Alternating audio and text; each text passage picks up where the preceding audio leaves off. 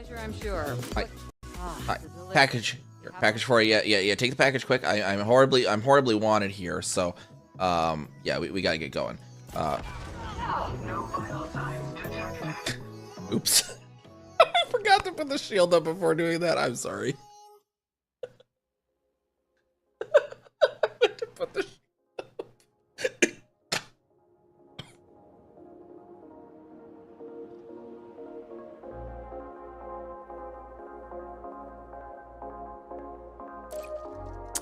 I was going for a, hey, here's your package, now die.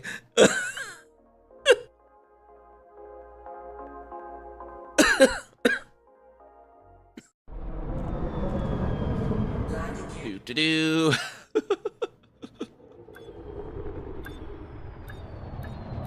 See, we're fine. Plenty of fuel.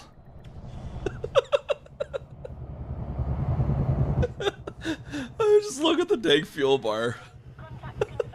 It's like 1 pixel.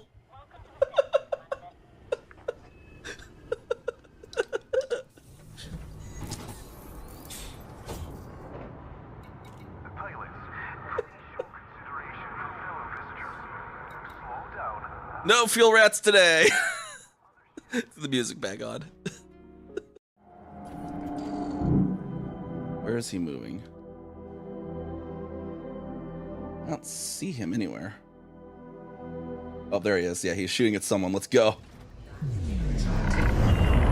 Ship restraints disengaged. Commence departure. Bye, Franz.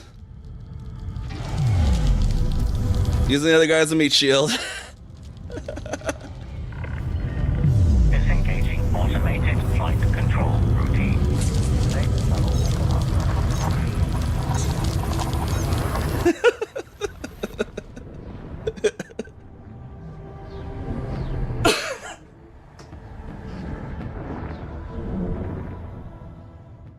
Tumbling out of my ass.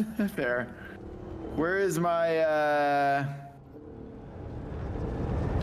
this we're going to repair. That was great. Now I Oh yeah, hey, now you really need that. do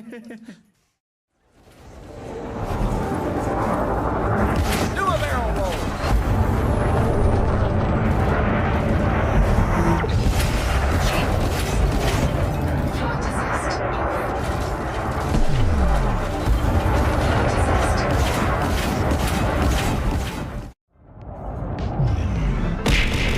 Oh, mustard. Dang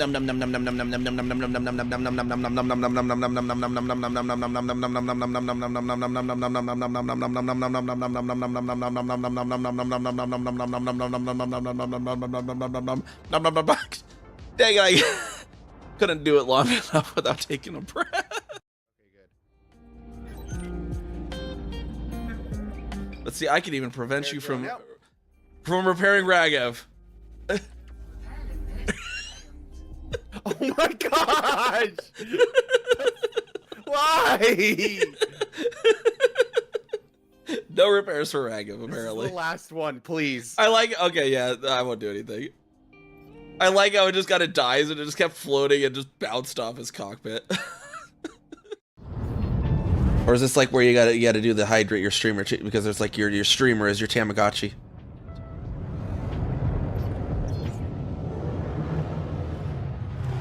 Please, chat, let me drink water.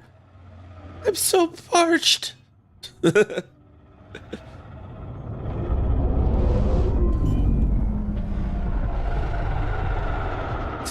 Thank you, Radio Silence. I was only joking around, but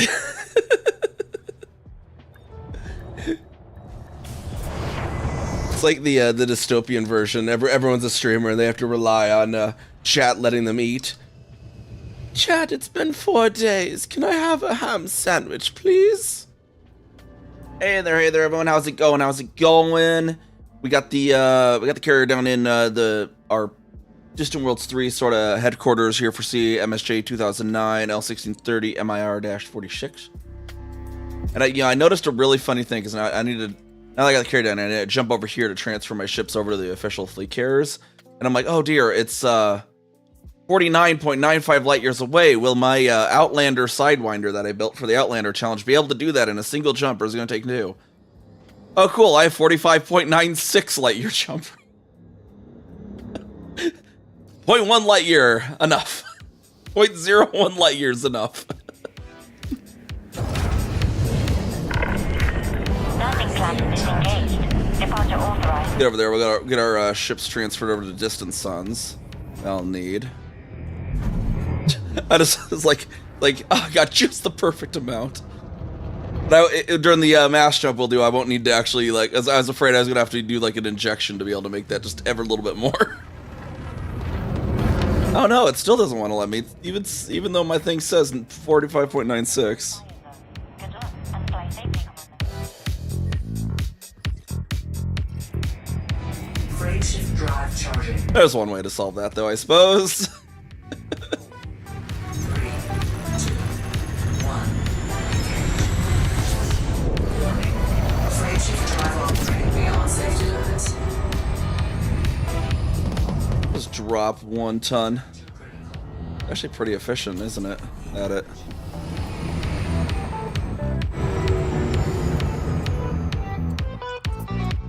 Alright, let's see if we got it this time. Really? 1.10 still. It says I should have enough.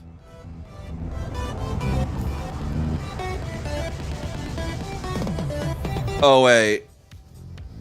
Current's 46 point. That's 49 point. Okay, never mind. I read it wrong. I'm stupid. It's late at night. Forgive me. Yeah, I'm dumb. I'm stupid. Well, okay. It'll just be 2 jumps then. Let's see. We can jump. We'll probably jump here. Yeah. Freight shift drive charging. NGC 1981 sector. Oh, B30. What prep is planned for today? I'm going to transfer my ships over, and then we'll probably get in my Panther Clipper and continue building our HQ here. Even though the things won't necessarily be done in time, it's just some I'm going to get all the slots filled, so I don't know what else I'm going to do in this area. Maybe if we bump into people in the Distant World 3 system, then we'll hang out or something. Otherwise, just some building. How's it going, Desi? How's it going? And I can't see lurk bait. Now I can see lurk bait. I always seem to stack that one wrong, because it's like my upper monitor, I have ED Discovery, some OBS windows, my StreamerBot global variables, and then lurk bait, and I have to have it specifically be ED Discovery, StreamerBot, then lurk bait. Yeah, I always do it the wrong way.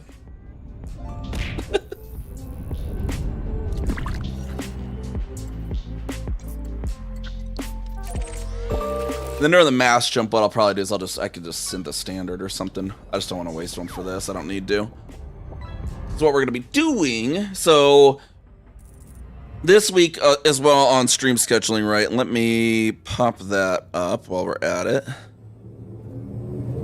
We got that. We're not going to have our usual Sunday slot, our normal 6 UTC on Sunday, because we're going to be doing the mass jump later in the day on Sunday for their American time slot. So I'm not going to be doing 2 in one day. I'm going to try to get to bed early so I can wake up early to make that. Hey, see, we got some FleetCon people in here. It sounds like we got Xbox and Jay Watney, and we got to look for Distant Suns. V7 Distant Suns, V2 W85C, I think is the right pulse.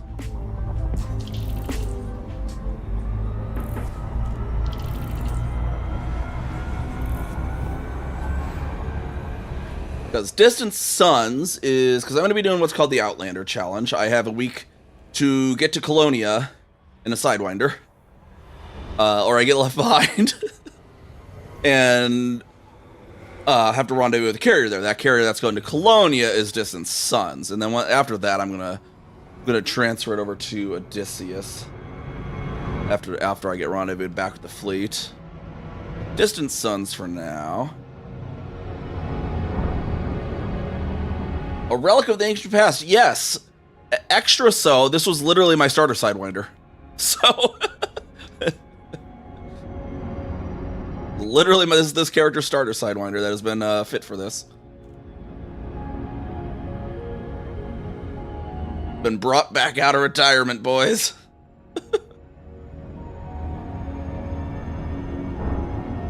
Let's look at the heat panels. Are like, oh my god, they're just screaming for everything all holy. Oh, VHS tape. I didn't catch that. Well, that's also an ancient relic of the past too.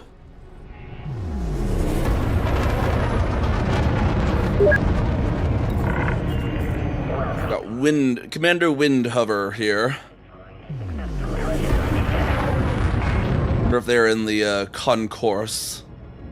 No, they're in an eagle over that way.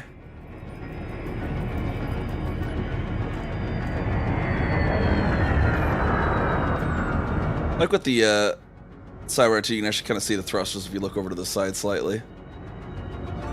Yeah, are they down in the bay? They're down in the bay. Okay, let's get ourselves a bay. They're right next door. Ian Hattery with the fish. Let's see if it's a fish or if it's a VSA. Oh, it's a clownfish. We found Nemo. That's where it's at.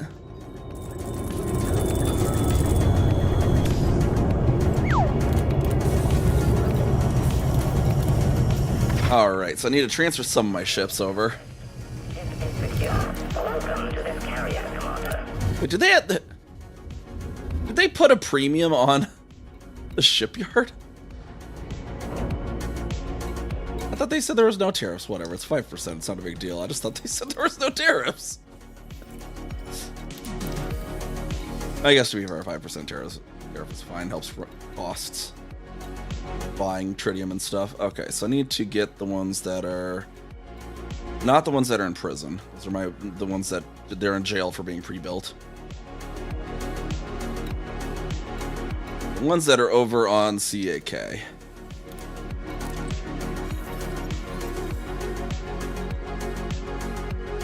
said other stuff too, then it wasn't. Yeah, I don't know. I mean, I guess I don't know if they necessarily actually said anything about tariffs. I might just be imagining it.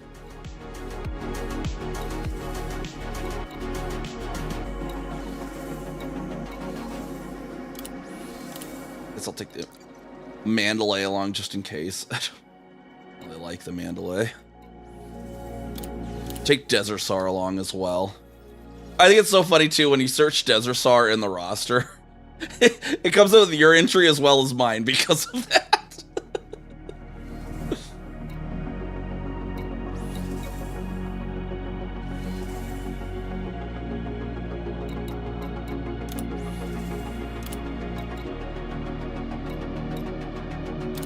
Mining ship just in case.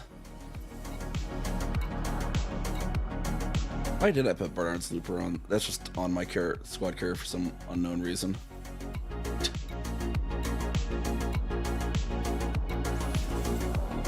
I'll leave Feline Shaver over there. That way, for now, that way we can just use it for building.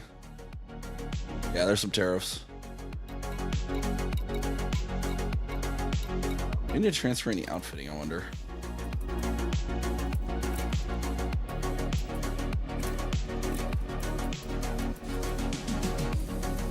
I don't know what kind of outfitting I'd even bother transferring.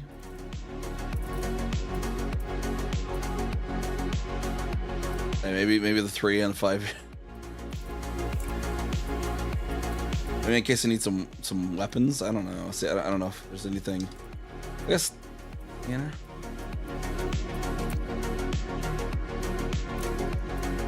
In case, I guess. Oh, a research limit, that could be, yeah, we'll transfer that, and that could be a good one in case we ever want that. Vehicle hangers, I suppose. How's Mushroom Creek doing well? The part left for you, cream of the racer ships.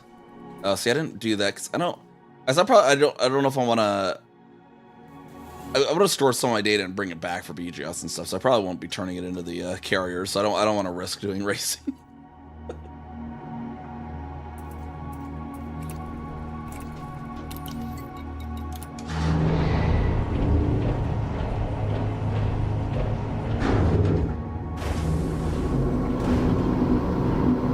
That was good, Captain Chikero, though.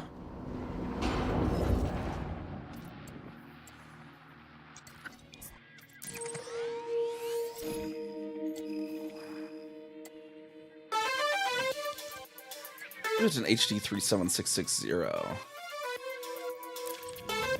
Anything good down there?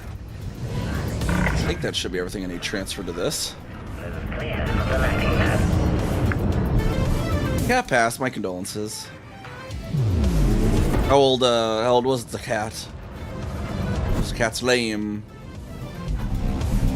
Frameshift drive charging. 2 years, 4 months. Okay. What?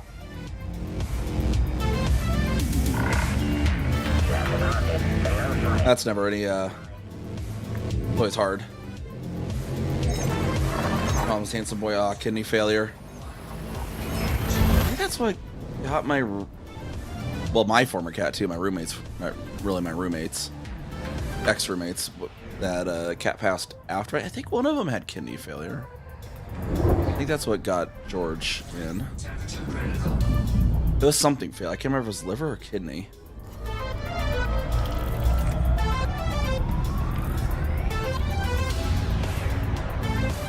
Who's the corporate empire here lost? We got less industrial technologies here.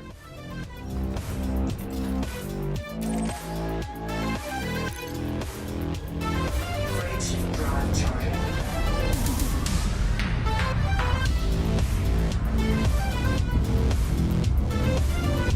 Yeah, I can only imagine how one of my roommates' cats was when the first one passed. Because there was one point we had to have Rambo. She had to have Rambo out of the apartment for a few days for something. She just had her parents taking him for some sort of longer vet thing or something. I can't remember what it was.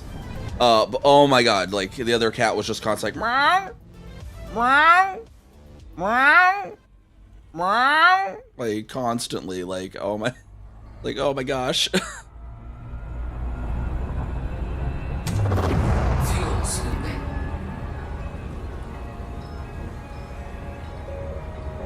Fuel scoop disengaged. All right. Well, in any case, we have some things we can build around down here.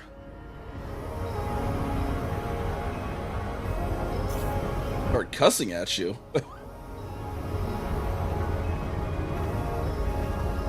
Warning.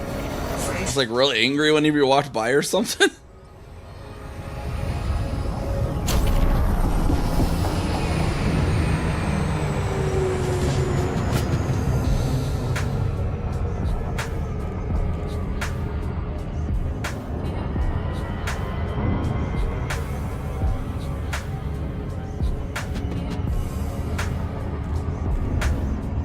Yeah, I don't know. I don't know how I wasn't with my roommate at that ex-roommate at that point. By the time the cats passed.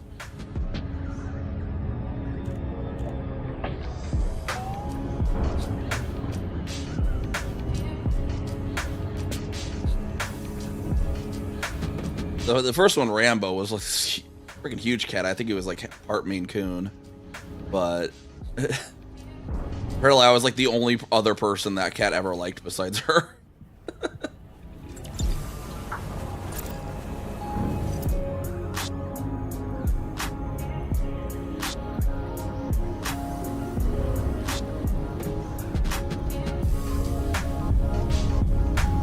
I was there when her dog passed though, because I drove them to the vet, and it was the dog waited until the moment she got out of the car to go into the vet, and then just right there, and I was like, holy crap.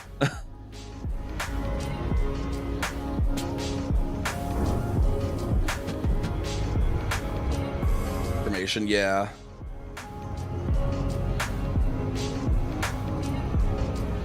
That always sucks. My condolences.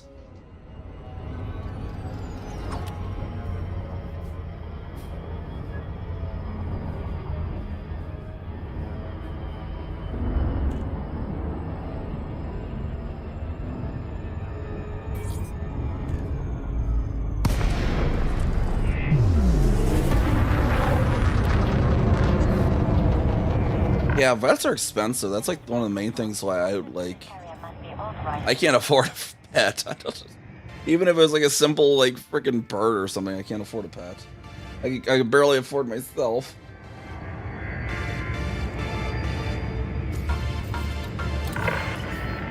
Access granted.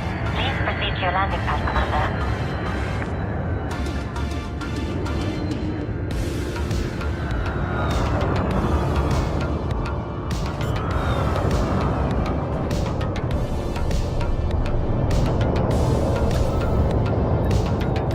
Landing gear deployed.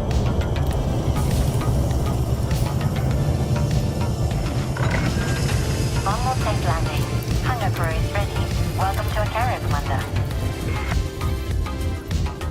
I get like a pet pigeon or something, but like I can't afford that. It has health complications.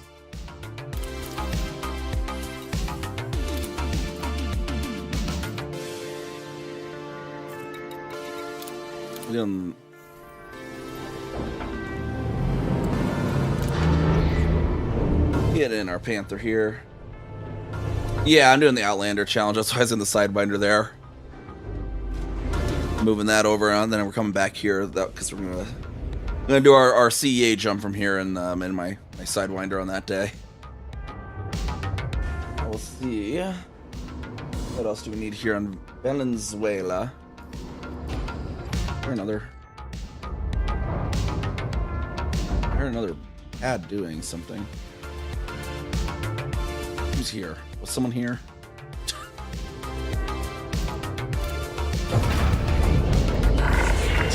Chip released. Departure authorized. What do we got? 21% on Venezuela metallurgic.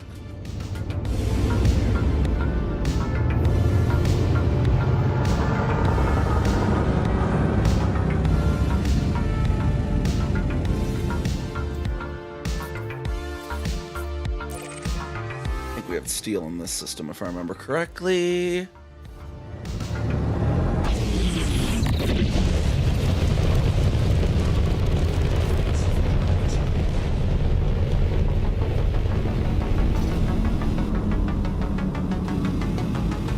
Actually, we have some stuff apparently right here in system now. This is flight control. But, Laird's Pride has some stuff.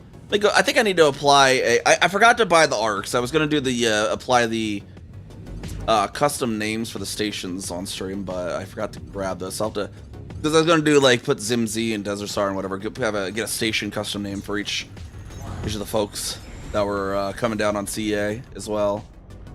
Or that are coming down on for DW3.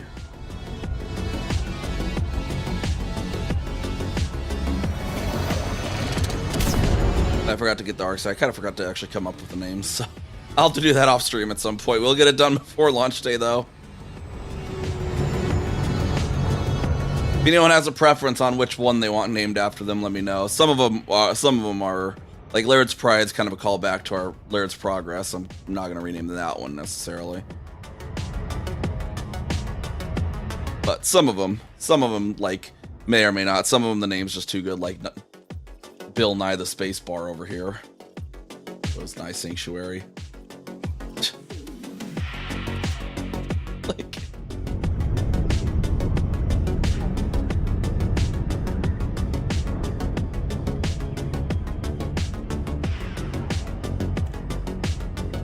maybe I apply a custom livery here while I'm at Laird's Pride too, because I think I had custom color for the asteroid bases on this account.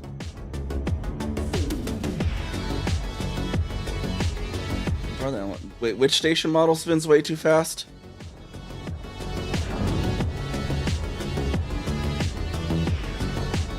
Oh, the lantern light? Yeah, that's the point.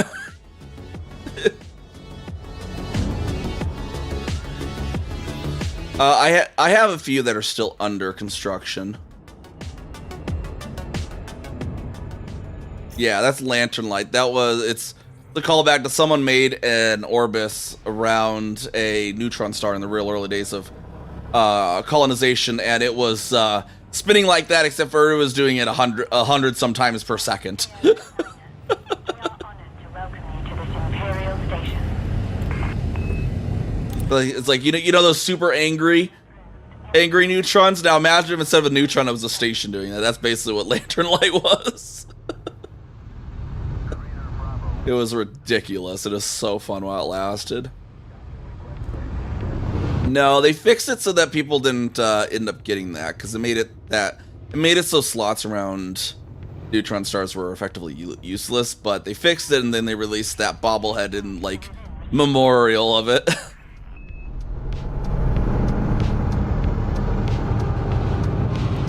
Because it was really crazy, because if you like came into the barrel like this and you got like right in the middle, and then you turned rotational correction off, you would just be flying around the interior like a boomerang, just rapidly, based on how far you were off the center rotation. There's probably I don't know what the VOD was on it though. I'd have to try and look back at when it was. But if you try to look, you probably find some VODs on like Rain Man and stuff too, I'm sure. But I know I visited it as well. I did it in that gloss black Mandalay I had at the time, and it's really funny because that thing looked like a batarang just going around.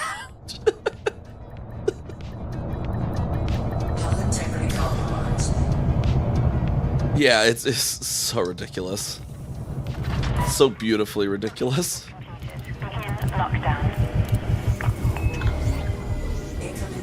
Oh yeah, no, it was crazy. And yeah, because you had to blow yourself up to get inside of it, and then to leave, you'd also actually...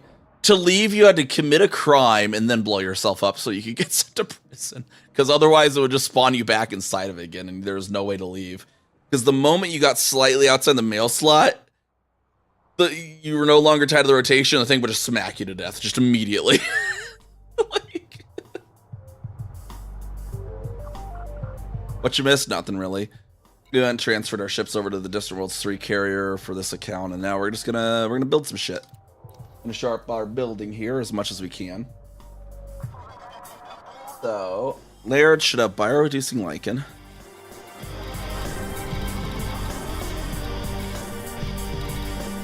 Bio-reducing lichen. There it is. I need 324.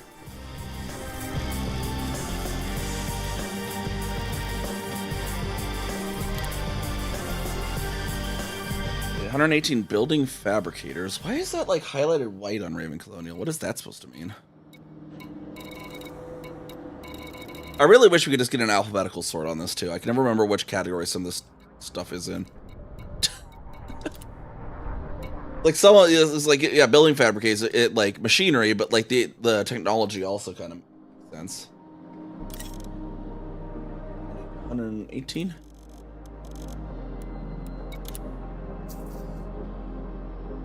Back 60 evacuation shelters. Probably down here now.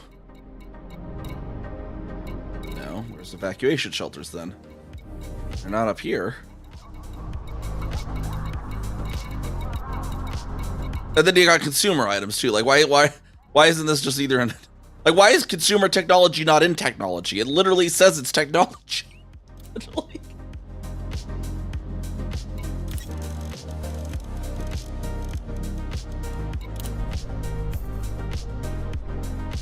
60 fruits and vegetables. That one's at least easy.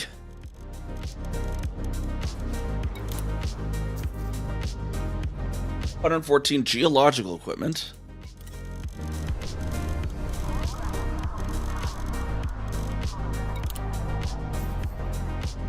$30 hazardous environment suits. Technology?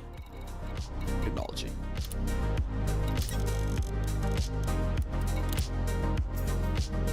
Um, 118 robots.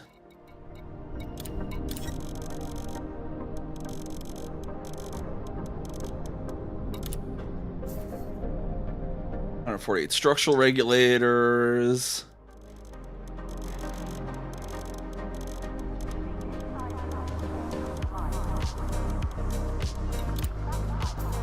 Which other than the plus minus, we could have, yeah, to fill the exact number. Because they've been adding those fields to, like, stuff, too. Like the squadron carrier deposits and stuff. Especially they would go back and add them to some of these other ones like this. And 30 survival equipment.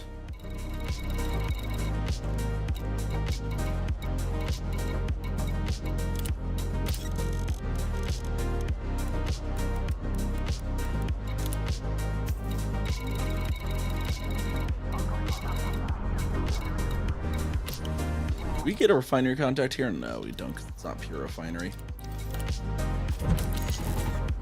Alright, and then we need to go to... This is Venezuela Metallurgic Claim, I believe. What's the name?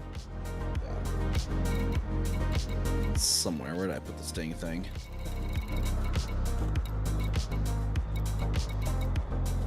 Yeah, surface construction. Where is it?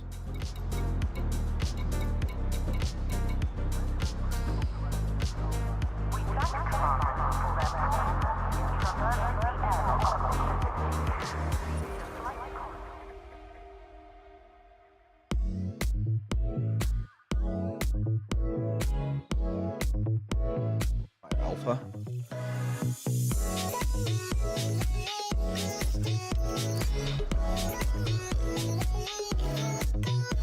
What?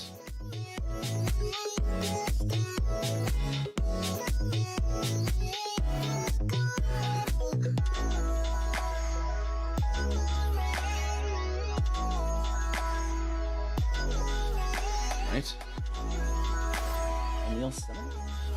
What the heck? Where was Valenzuela?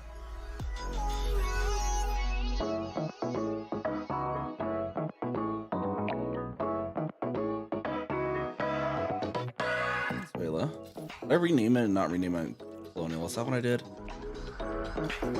O'Neill, and then we got Henry Drilling Base.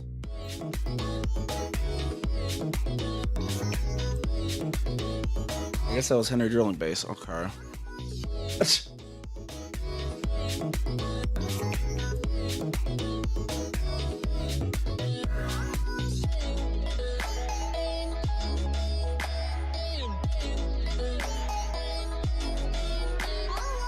We were drilling Henry, but I apparently don't need all this crap anymore. O'Neill Center is still under construction, though. What was it? Outpost? I need all the same shit.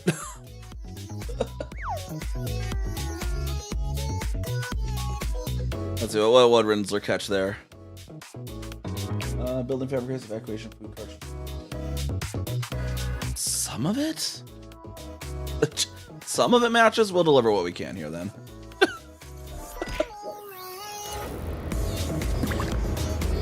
Apparently Raven Colonial was not synced on that, and I just completely bought stuff I didn't need. The way of things.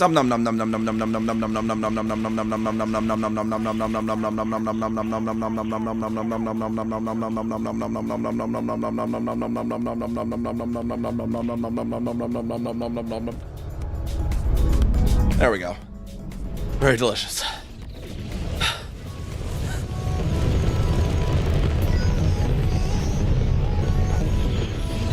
Wait, what was the what? What's what? Was that from the mustard? Or is there some other thing that you did what too? Frame shift drive charging.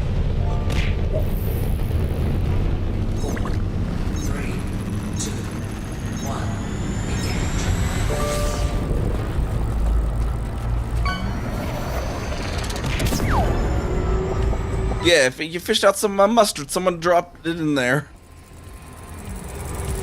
Fished out a whole like whole like pallet of mustard bottles.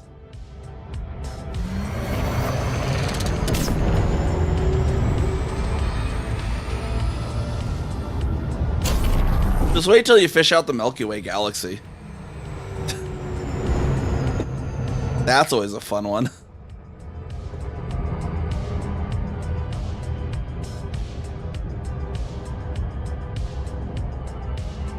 Or there's also the chance you can actually fish the pond itself out of the pond.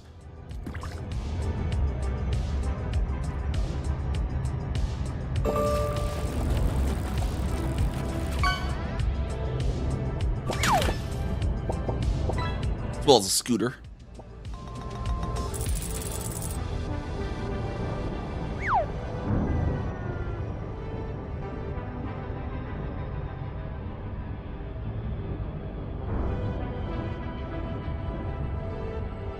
Let's try to drop this stuff off at O'Neill. I don't know not necessarily want to do O'Neill Center right now today, though. We'll just use the stuff to start the construction with, though. I already had it, and I don't know where else it would go. I don't think the other ones are surface ones.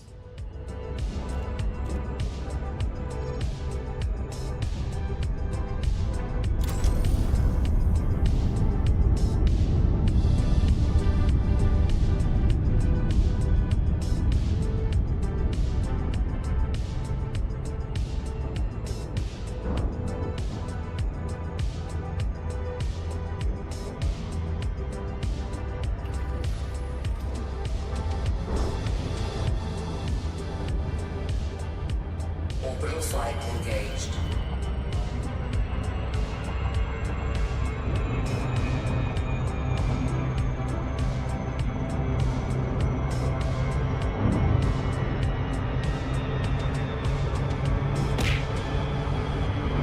Used to following a D&D group, I can never not hear a pun when mustard comes up. Oh, wait, what pun?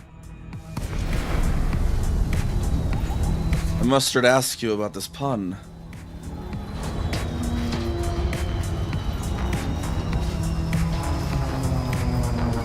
Docking request granted.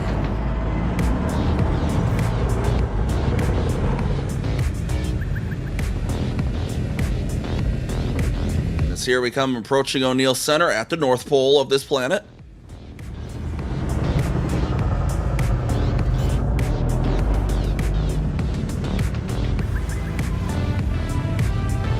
Landing gear deployed. Situational thing that happened in the session. Yeah, but I gotta know what the pun is.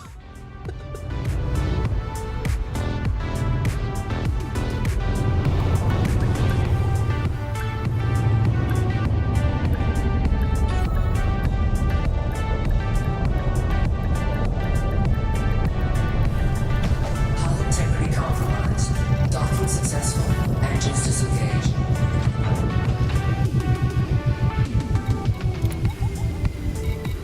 Alright. I don't know if that transferred everything. What did it leave behind? That stuff, which is not useful anymore.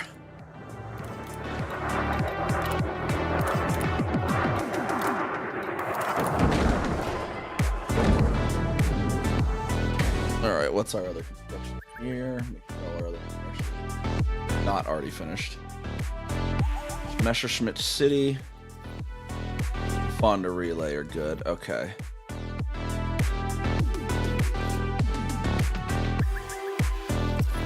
I think, let's see, Messerschmitt City might be near Layard's Pride, at least, hopefully.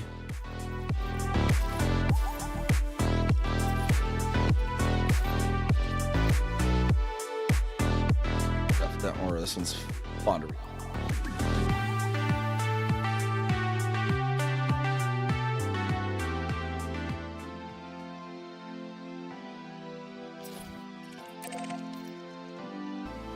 I think we can go to Laird's Pride. Hopefully we'll have some of the stuff it needs. That's... Oh, no, actually, it says just celebrate. That's 10 different things at distant celebration. Oh, yeah, I forgot to do the custom on Laird's Pride when we were...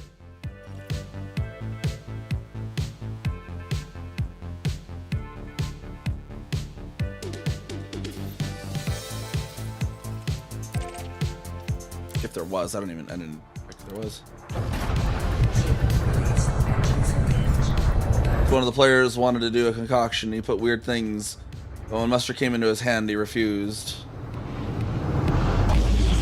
It isn't funny, but every time it makes you laugh. How dare he refuse to put mustard in the potion? Mustard is the perfect topping for a health potion. 3, 2, 1.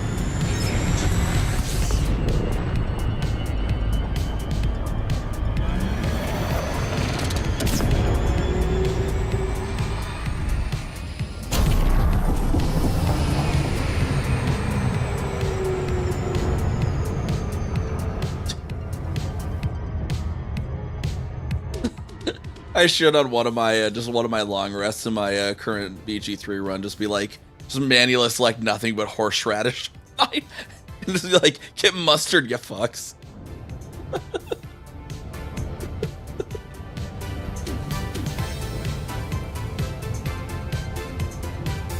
Just...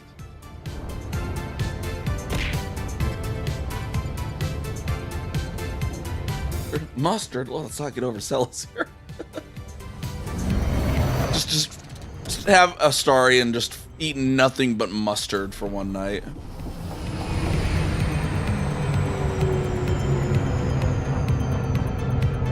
Some of the evil paths I'm exploring on my current run, though, are just so freaking evil.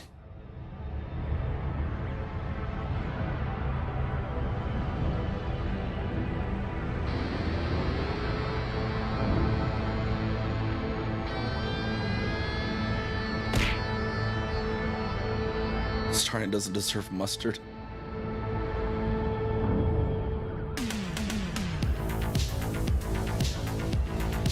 That's why it's horseradish. It's just raw horseradish instead of actually being in a condiment form. Just be torturously spicy.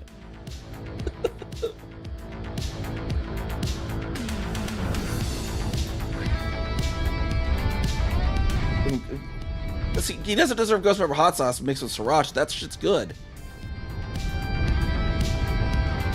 They BG through for 1,000 or 100-ish hours. Never got past Act 2. See, I think I'm actually, I might have hit 1,000 hours at this point now. I was just shy of it the other day.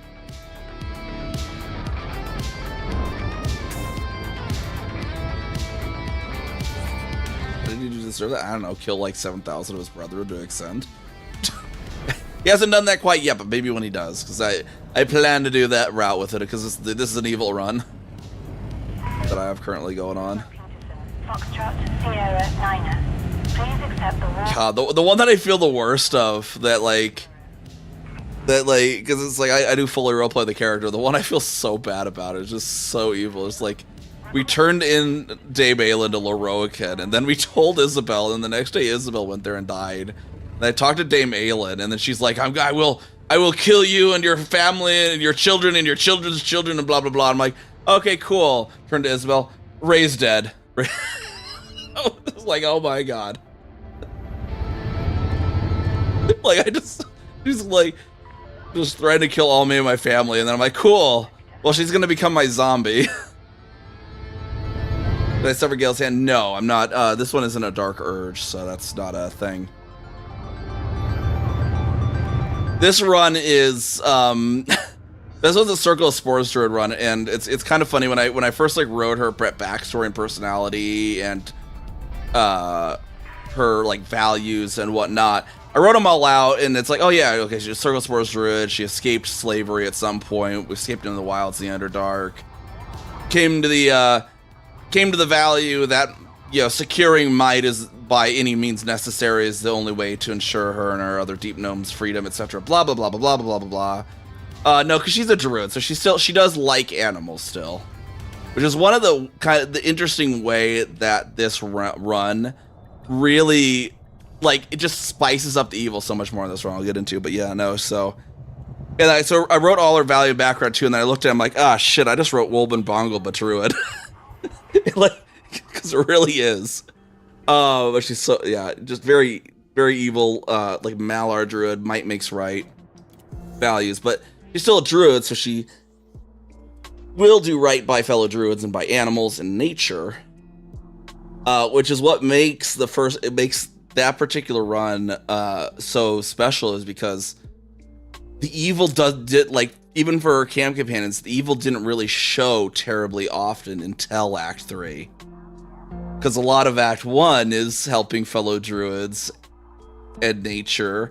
And so a lot of it, she's still doing good. And so the companions will often like, she's fairly good. And then you get to Act 3 and starts to really just like, yeah, no, fuck them, you know?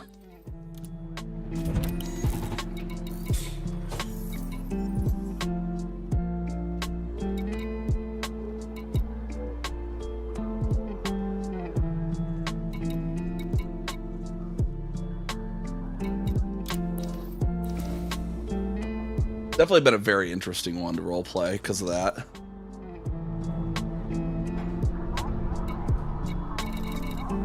Because yeah, like Circle of Spores, Deep Gnome Druid is like just the perfect combination to make just like have this almost persona of being a good character for the first 2 acts to everyone around you. Because you're still caring particularly about druids and deep gnomes. But like anything outside of that, she doesn't give a shit about. And will pick power over helping non-druids and non-deep gnomes and not nature. Alright, so we need some animal meat. I need 78. 78 tons of beef. Along with 389 tons of beer.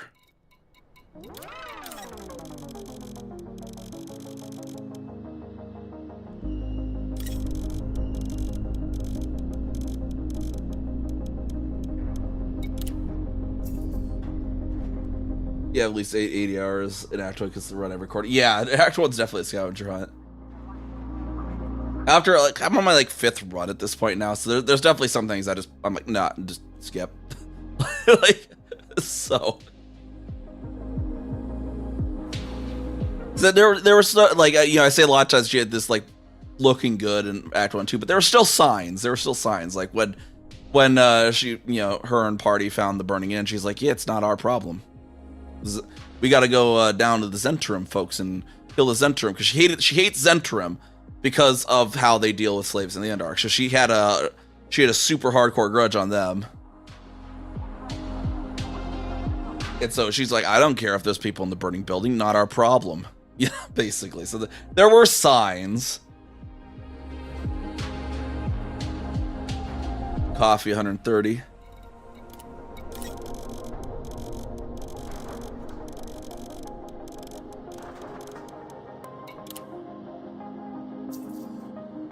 Fish 39.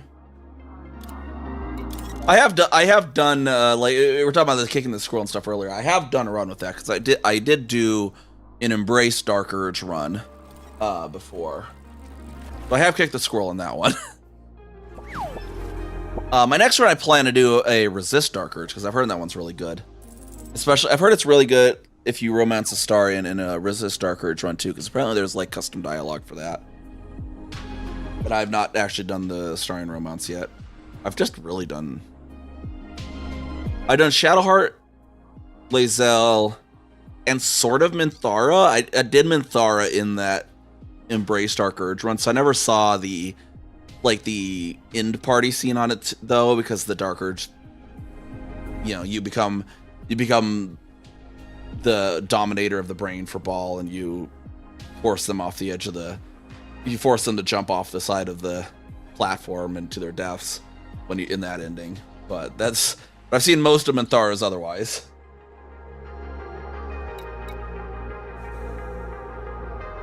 $65 fruits and vegetables.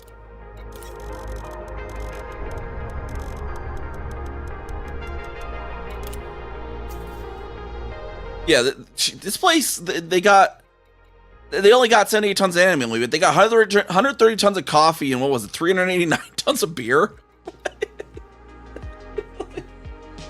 I think you need a few more steaks, guys.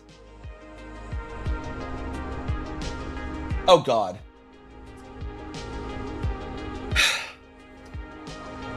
$195 tons of liquor.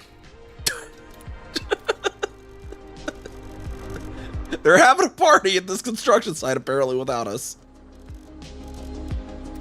I think this is a tourist. I think that's why it is. Our generator is 13.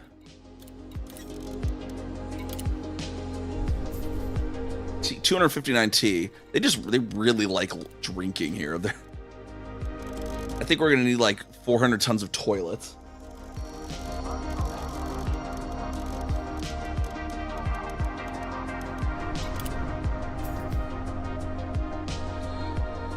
Speaking of drinking, 324 tons of water. I only have room for 136. Okay. At maximum capacity. Yeah, it's a tourist installation, that's why.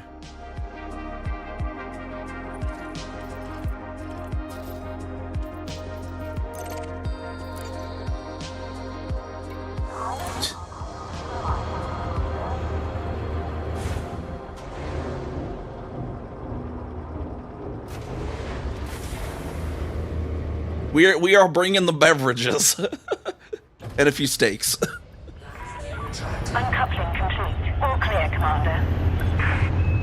Maybe they're lower on the animal meat tonnage though because of expiration, so they're like, yeah, we can only get so much, use so much so quickly, you know. The beer and the tea and the water and the liquor can hold up a little longer.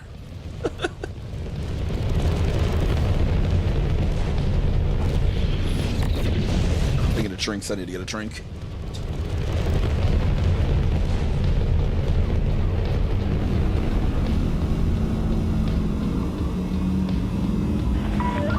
Control zone now exceeded. We wish you well on your journey.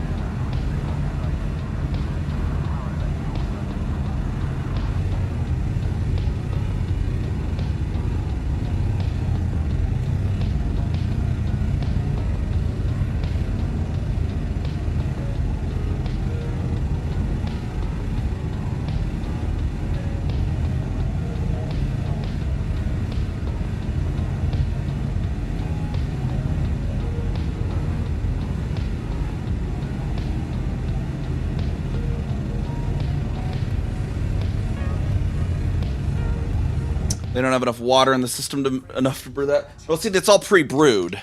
It's so many. What was it?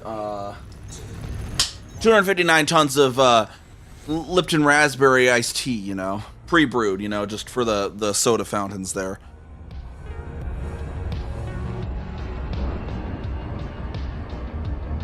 That Lipton or was that that's Brisk? Brisk, yeah. It's just. 259 tons of brisk raspberry iced tea. There's a tourism facility. It's for the soda fountains. It's not meant to be good iced tea. It's meant to be convenient.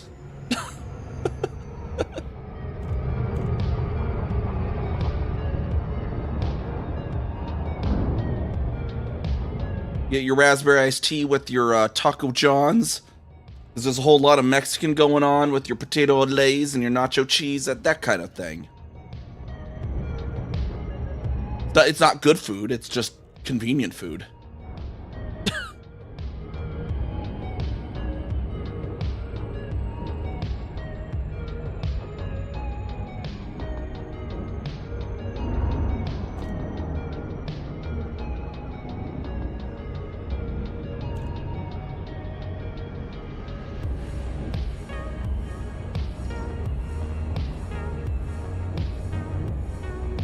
I forgot to check today if my my new replacement controller got delivered. The charging port on my previous Xbox controller stopped working, so it's like it made it through the last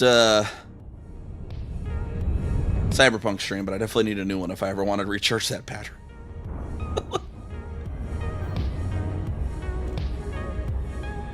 No, Taco John's. God, no. Who wants to go to Taco Bell? Screw that.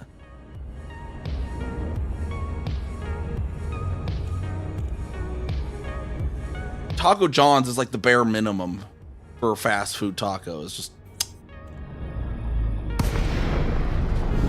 what happened if the cargo wasn't weight based but rather volume based? Yeah, I don't know. It's already kind of weird that the cargo racks are based on tonnage when they really should be volume based, really. Docking request granted.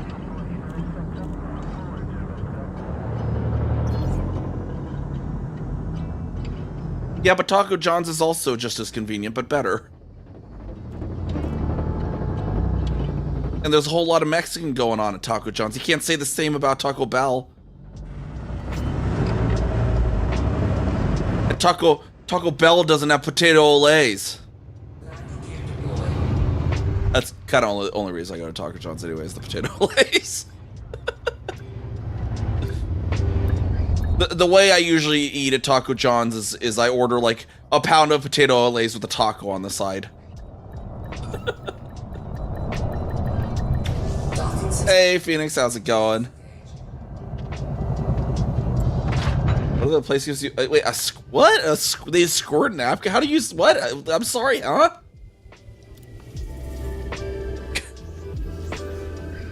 Taco John's?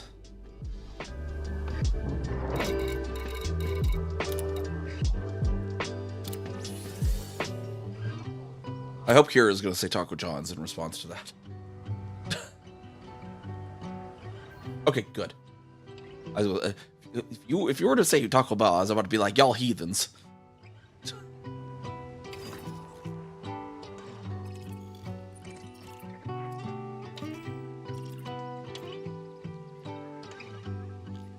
Alright, let's see what else. Here. Oh, I think we got most stuff that was a celebration.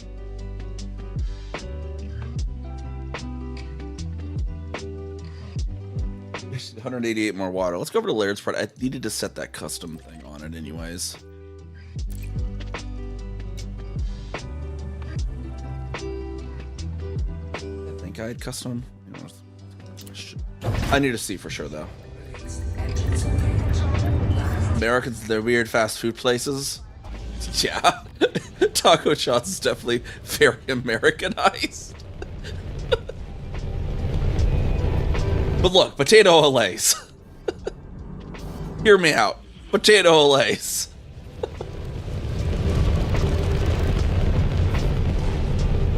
It's like hash browns, but better and taco seasoned, and with nacho cheese.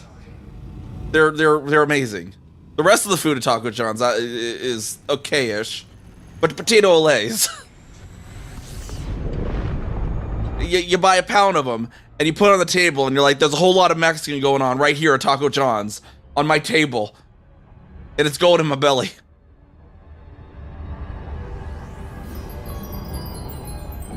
Yeah, no, I don't get to Taco John's very often too, because the only ones near me are like across the city. But I was over at Best Buy the other day, and there's one near the Best Buy I needed to go to.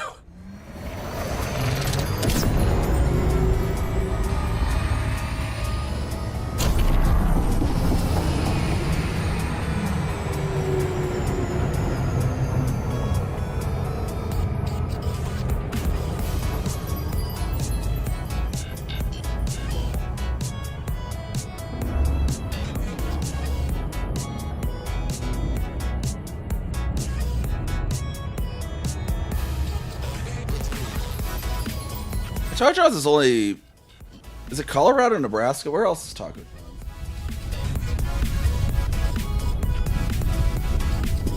Have they expanded to? I remember when I was a kid, it was just Colorado and Nebraska.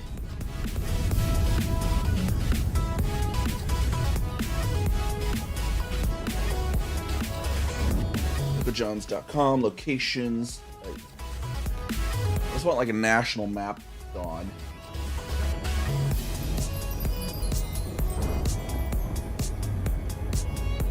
I'm in Missouri? I don't. It's only showing me within like 100 miles. I mean, I just want just list me every single location in the country, John.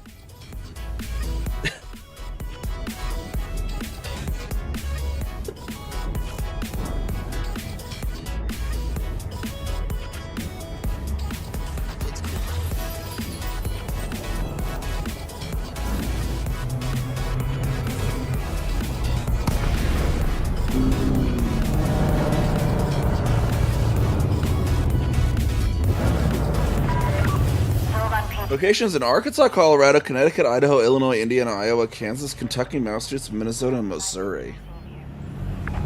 Okay, so I guess they're more than just Colorado and Nebraska now.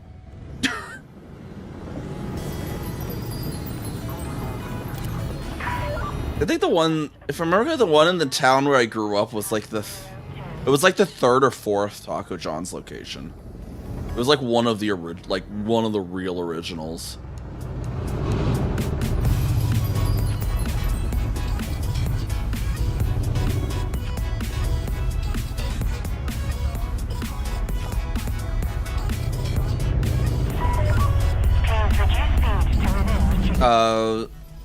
Well, okay, so I guess not necessarily the town I grew up in. The town, a town nearby. The town I grew up in Ovalalla, Nebraska. Perfect. I was about to do a barrel roll, anyways. Sort of one.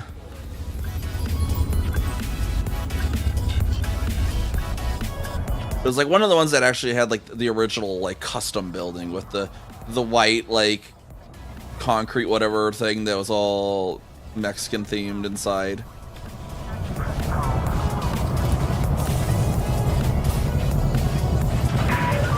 Landing successful. Initiate shutdown sequence.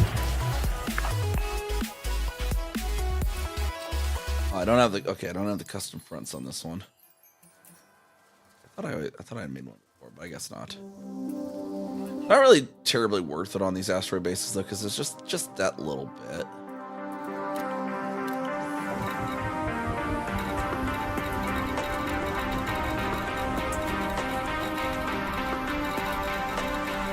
Whee! Anyways. No, not outfitting. Why did I click outfitting? Why do I do this to myself?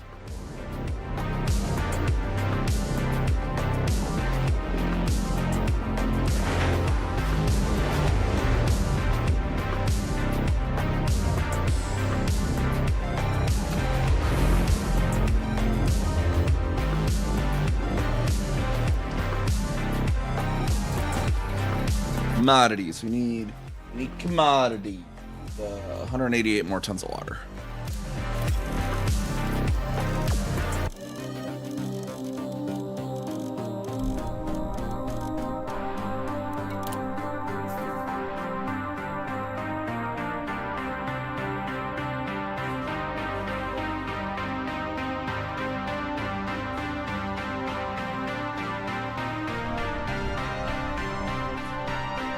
All right, now we have the metals over in Helmholtz next door.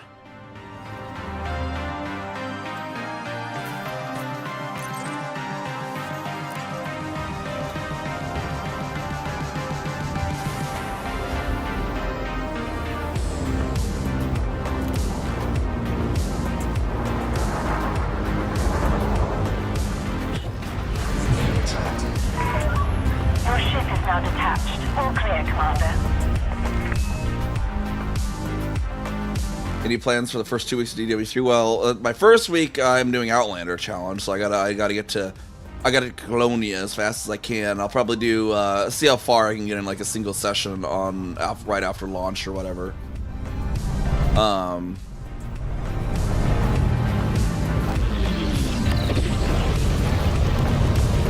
then maybe we'll be continuing that as well during our what would normally be our Cyberpunk slot.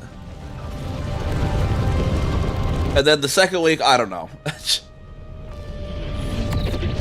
Maybe I'll switch into my Corsair there and see if we can, Control zone now. I don't know, do something Imperial flight operation there while we. signing off.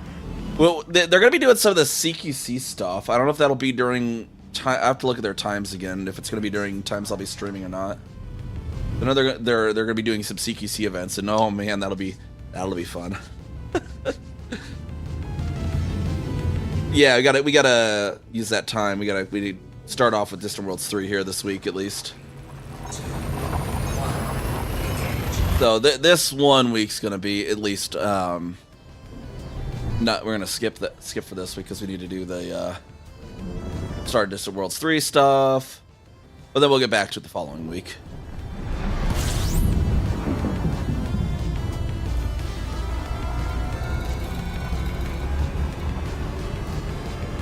Or if I get it, I guess I wouldn't necessarily say that's 100%. If I somehow manage to get to Colonia on Sunday,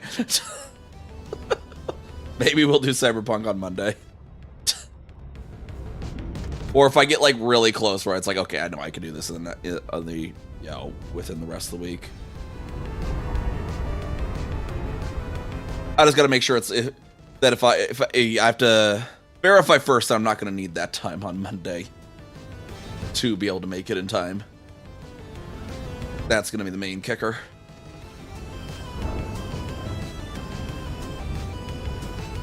Yeah, especially because the second week's going to be carrier riding, we might actually get extra episodes of Cyberpunk too. If there's nothing to do in Elite, we might actually have an episode on like one of these afterwork ones for, you know, supplement some of the Cyberpunk. So we might skip an episode, but there might also be extra ones at the same time that'll make up for it. So.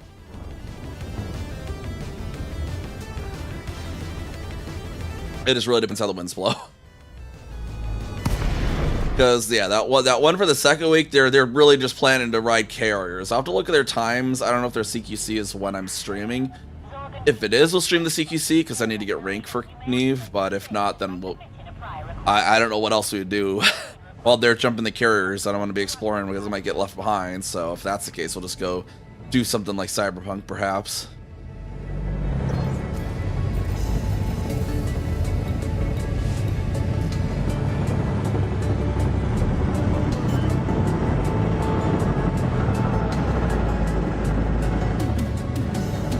I don't know how far I am from the end on Cyberpunk, though. Apparently, the meeting Hanako at Embers is the final mission or something, or it's like the point of no return, from what I understand. I don't know how many side quests are going to be available that we can avoid that for how long.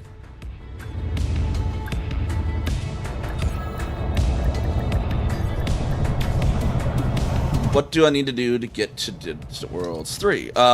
Did you register for the private group already? Enjoy your stay at our facility, Commander.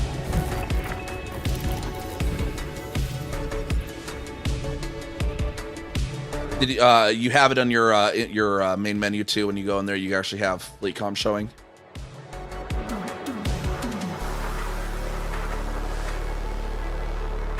Have an account, you can hitchhike.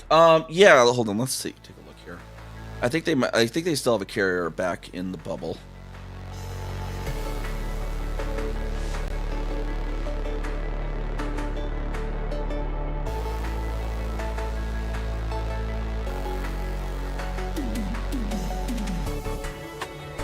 Because there's a few options for you, really. You could fly out there yourself as an option.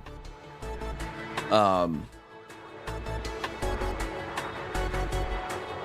I doing? Shuttles. Yeah, let's get Firefox in here.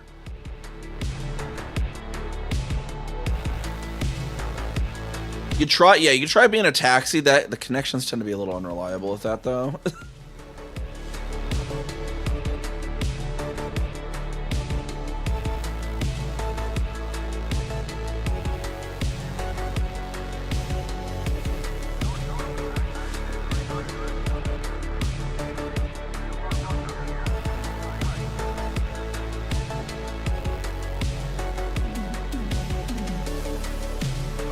Let's see, they're official fleet carriers.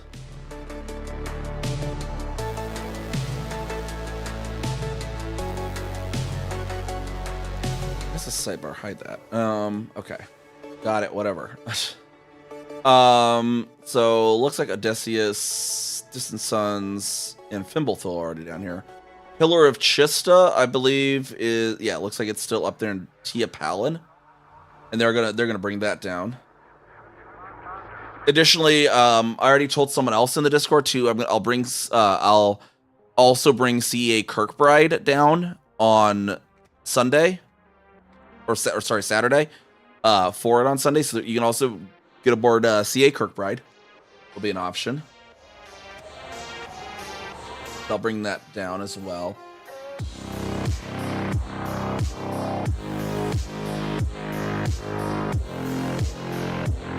But then otherwise, if you wanted, you could just fly out here. The system that you need to head to is this. That's where the Distant Worlds 3 carriers are going to be, and then our system that we're going to do our initial jump from is this.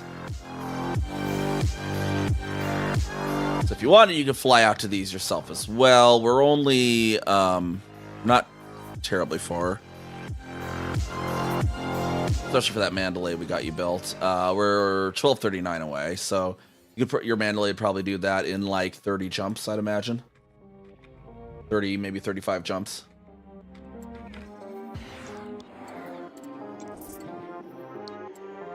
Because it kind of has to, there's a permit lock it has to go around. So it's not quite a direct line, but you should be able to get there in like 30, 35. Not too bad at all. It might be less, honestly.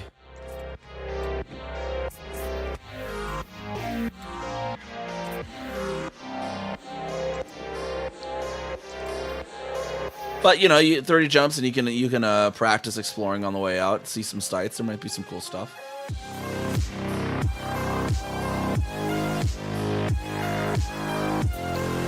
But it's like 15 jumps for you, Battery.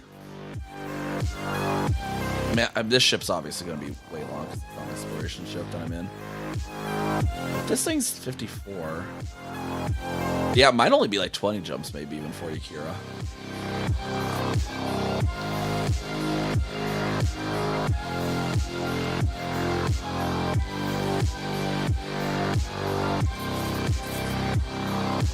So your 83 range gives you as 15 jumps. What was your range that we had on your Mandalay, Kira?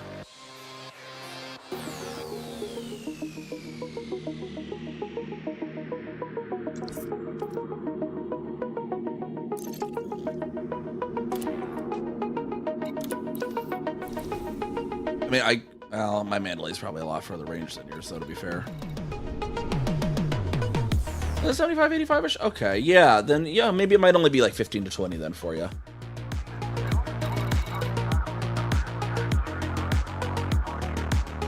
$12.69 aluminum.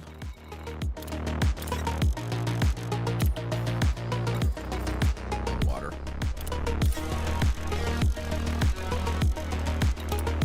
Cargo hold at maximum capacity. Back from there to SCH 17. Yeah, okay, so I might have been overestimating then. Might only be like 20 or 21 for you.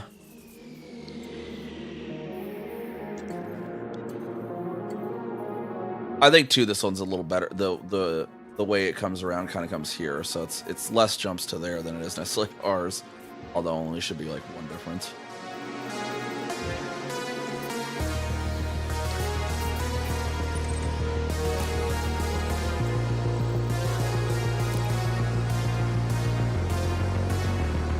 Well, it's gonna be the mass jump's gonna be Sunday with our where's my extras? Where's my showables?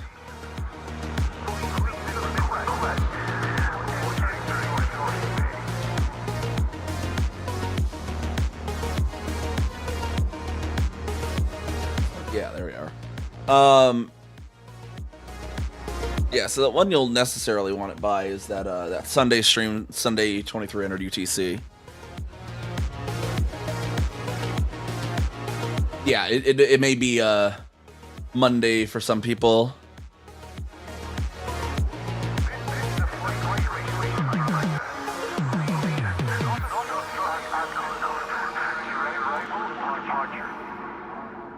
But it's like 5 p.m. for Central Time, United States.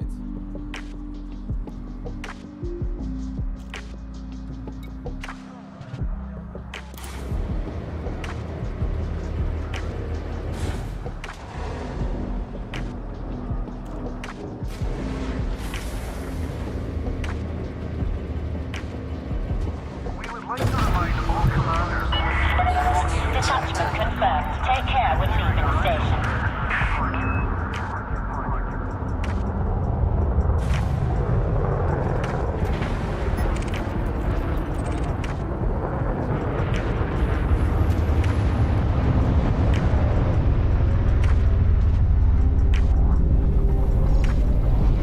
Europe, the Europe Cape. Yeah, I have the Americas launch, and then I do have a slot as well in the for my other commander in the Asia Pacific launch. Scan detected. Freight ship drive target. 3, 2, 1. Engage.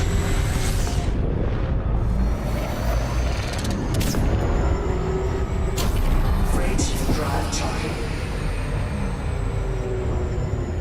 for ours, we're gonna just before the what would normally be the maritime slot, we'll be jumping in from our system to their system. 2, 1, engage. At 6 p.m. and they start gathering at 6:30, I think it was.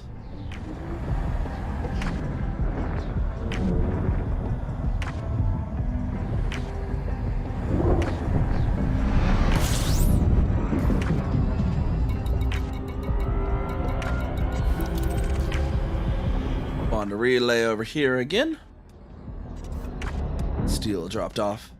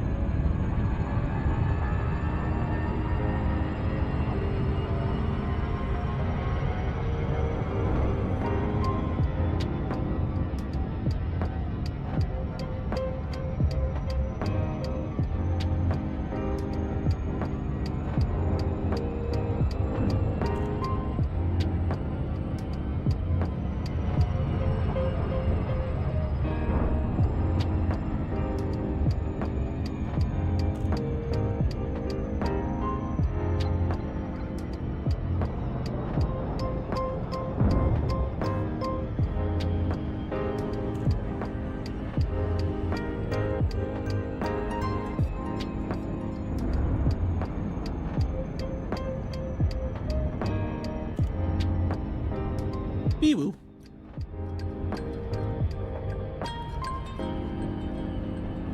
Sorry, I don't see all your... Is there drops right now? I guess I didn't check. Is there actually drop campaign? Let me look here.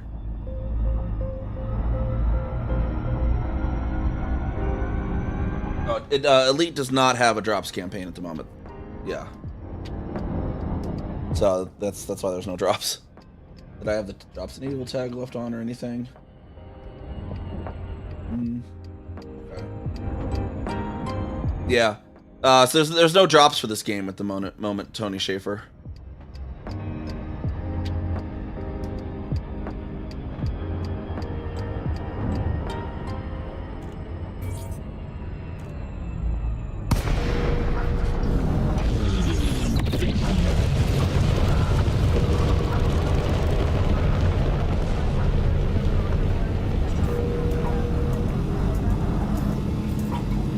Docking request granted.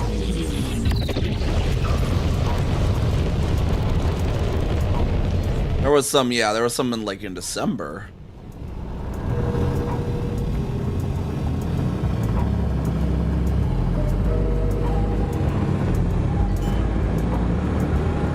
I'll drop from last year's. I can get them. Inventory. Let me.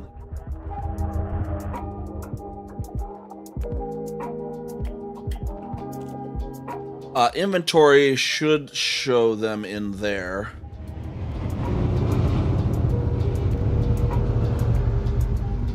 You just don't see them in your game. Okay. That I am not sure. If the account was leaked and everything, you might have to put a ticket in with Frontier to see what happened, maybe. What were the drops last? What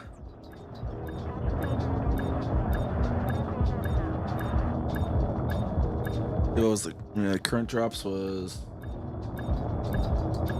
Phantom and a Type 9 for us. I don't remember what partners necessarily had.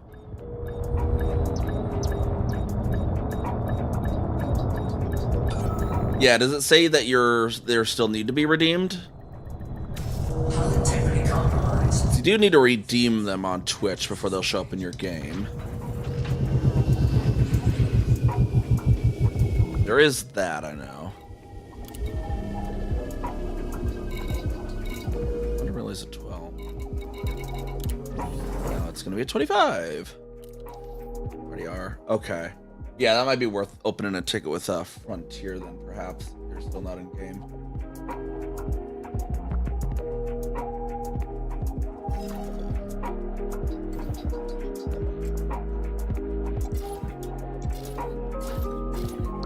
On your Crate Phantom or Type 9.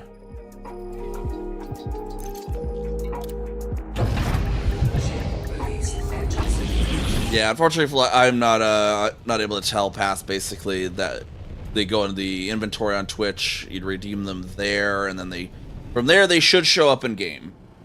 That as long as the account's linked, redeemed in the inventory, they should show up. If they aren't, that's going to be something that FDev would have to look into for you. Let me see.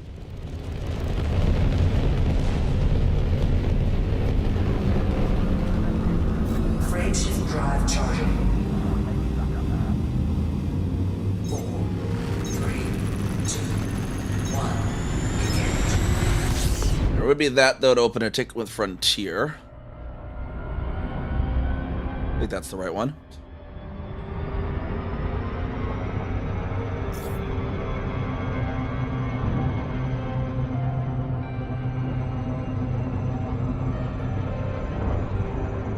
You literally have ice crystals in your hair because you fell asleep with an open window, only half hair dry. How cold is your bedroom? Freight shift drive charging. I mean, I like sleeping in a cold room, but what are you doing? Reminds me, I should go actually close my bedroom door so it gets nice and cold.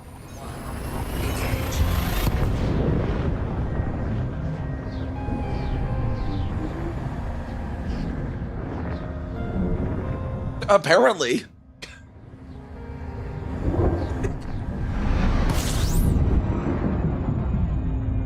Did you have like your... Oh yeah, you said you had your window open. It's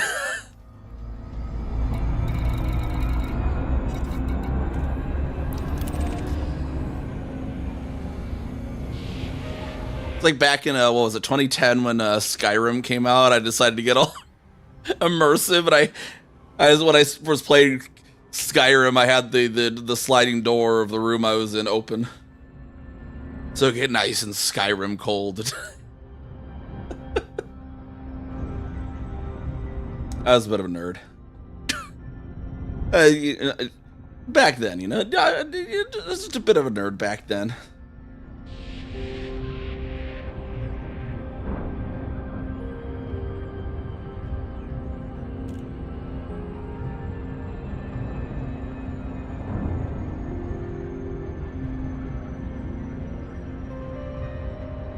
Was that 2010 or 2012? When did Skyrim?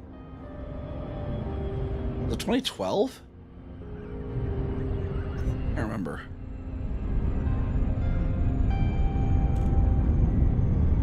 For some reason, I feel like 2012 was too late, but I also feel like 2010 was too early. Was it 2011? What the fuck did that thing... The original release, by the way, not the 32 sequels and alternate versions. Not the one that's the Samsung fridge, smart fridge edition. Oh, it's 2011. Okay, that's why I thought 2010 was too early and 2012 was too late, because they were. Jordan Peterson, Foxtrot, Sierra, Niner. Permission is required before docking procedures can begin, Commander. Permission granted. Top route for approach to landing pad 2-4.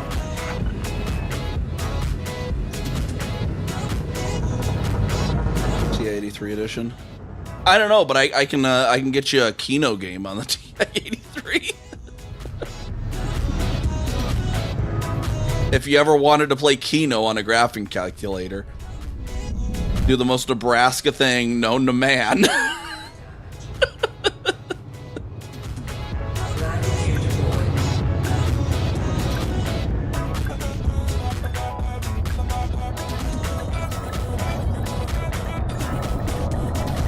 It was so funny because I didn't even care for Kino. I literally did it as a Teenage Rebellion move because the freaking group homes in the psych ward were like, we can't be letting you have poker on your graphing calculator because it's gambling. And so I programmed my own fucking gambling game out of Keno. Because that's the only thing I do the rules of. Keno. It's like 80 numbers and you pick them. It's like a bar game. It's really... I don't know if it's even outside of Nebraska. It's a real Nebraska freaking thing.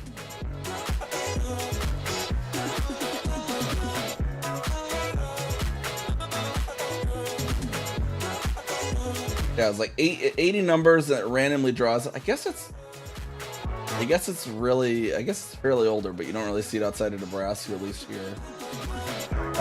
Here's an article on it.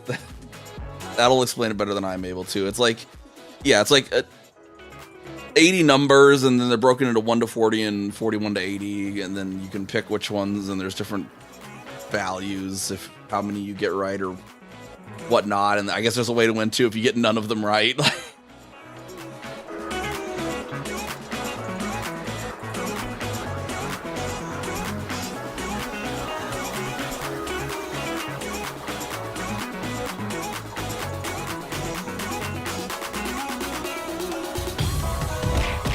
Hey, I was Zimzy63. Thank you for the sub. How's it going? We got a tier 1 sub there. How's it going? How's it going? How are you doing today, Zimzy? Ow. All the love. My heart is just kind of stuck there, isn't it? Just kind of stuck hovering there. You got a bike. Alright, let's see. Commodities market. I need 153 more aluminum.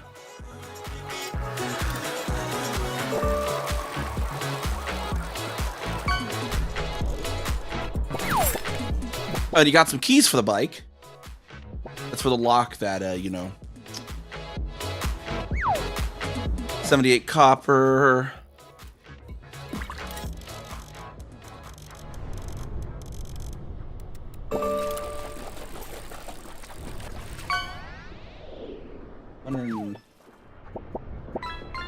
$259. Up there you go. Triggerfish to ride the bike.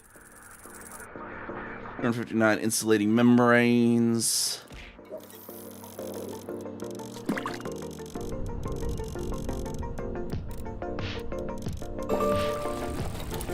Nope. And a Nimbochromis to also ride the bike with the triggerfish.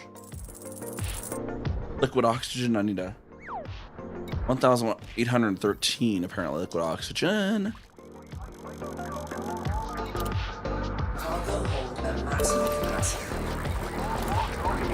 Alright, back over to MSJ.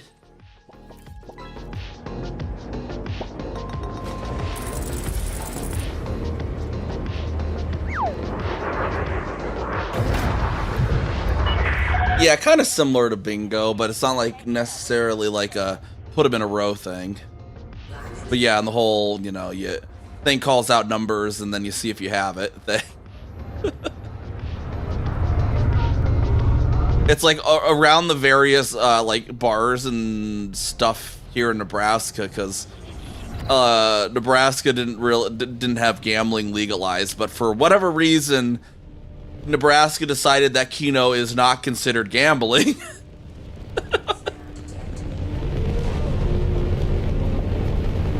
I don't know what their logic was. Don't even ask me. There's no way in hell that's not gambling. But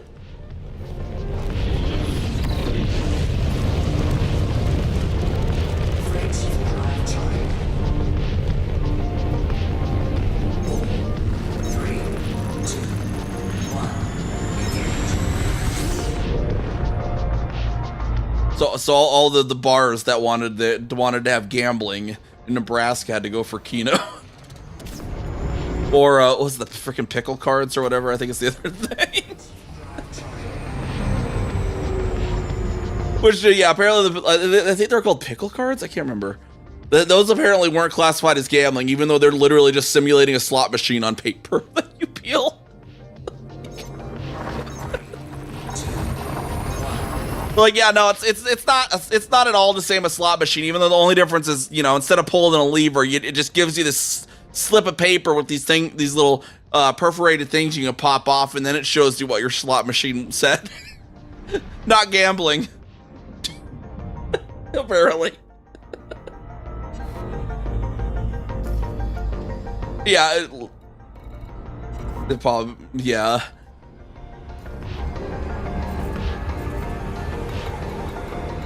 I guess they consider Keno not. I think their logic was because there's not a house advantage with Keno. Because most even the Keno bars here, like they don't make their profit on the Keno, they make their profit on the extra butts and seats from people wanting to come and do it. Like, because it's not there's not an inherent house advantage to it, as far as I'm aware. I think is why on that. The pickle ones, oh my god, I can't think of any logic on that one, because it's literally just slot machines but on paper instead, like quite literally. It's 3 peel out things, and if you get the open them and they all say cherry or whatever, you win.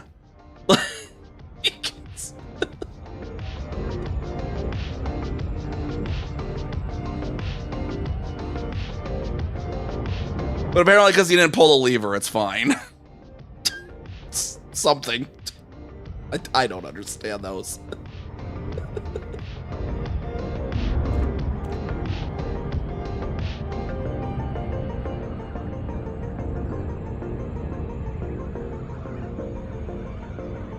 Yeah, look up pickle cards. Apparently, it's unique to Nebraska. I just looked it up. Apparently. Apparently that is actually unique to Nebraska. Yeah, called pickle tabs. You know, they literally you pay this machine. It gives you like a little slip of paper, and it has 3 little perforated tabs on it that you pull them up and you see what's under it. And if it's all cherries or what, I don't know what the winning combo is, but if you like a slot machine, if they all match, you win. And they're the same fucking icons that slot machines have.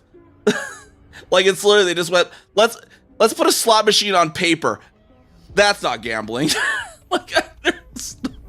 There is no way you can convince me that's not gambling.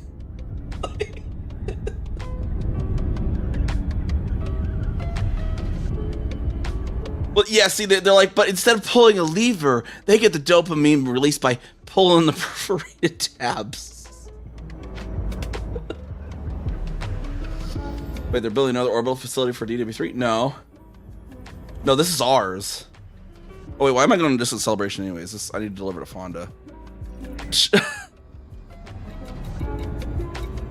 This is my colony. The CA base camp.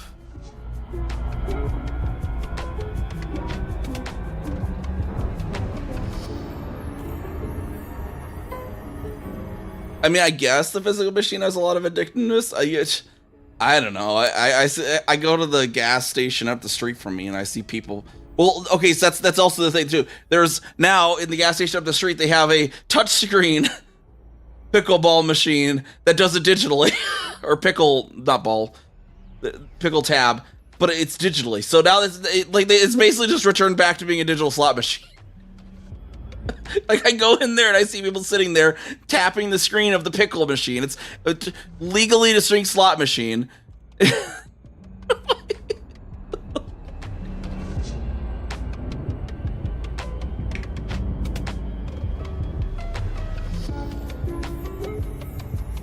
So I kind of get it on the whole the physical machine thing, like for the paper tabs, but they have fucking digital ones now. But then again, technically Nebraska has now actually legalized gambling in a very ridiculously specific scenario.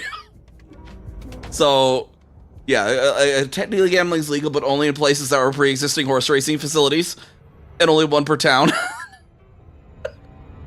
Or is it 1 per county, I think? And you had to be a pre-existing horse racing facility before the law passed. So there's really only 5 places in the state. I think it's like 5 or 6 places in the state that can legally ever become a casino.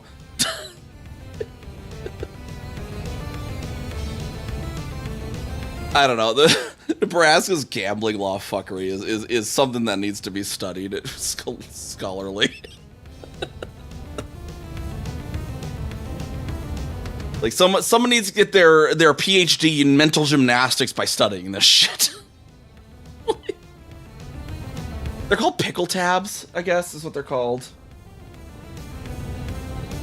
I don't know why they're called pickle tabs. They have nothing to do with pickles.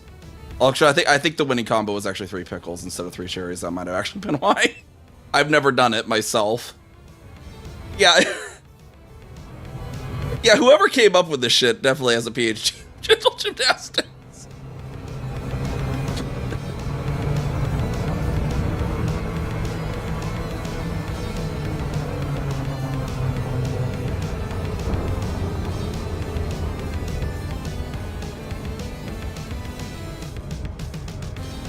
Because like, you know, she was like, well, what if we took bingo and roulette, had them have a baby and do it 20 times? Like, that's not gambling.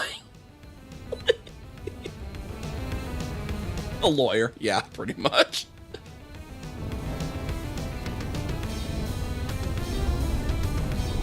Because, yeah, like, the Kino definitely has a lot taken on of roulette as well. Because, you know, also, like, there's ways you can be like, oh, okay, I think it'll be all even numbers, or it'll be all lower numbers, or, you know, whatever.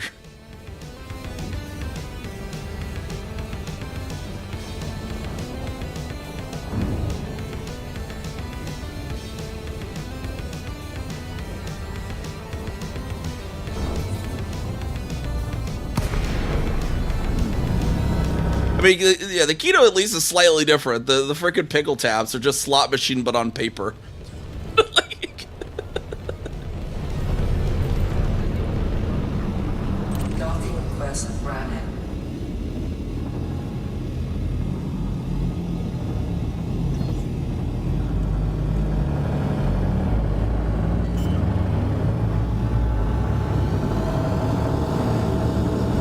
But yeah, there's the only, like, quote-unquote legal gambling, so to speak, in Nebraska is the stupid fucking predatory chance games. Or no, not chance games, skill games.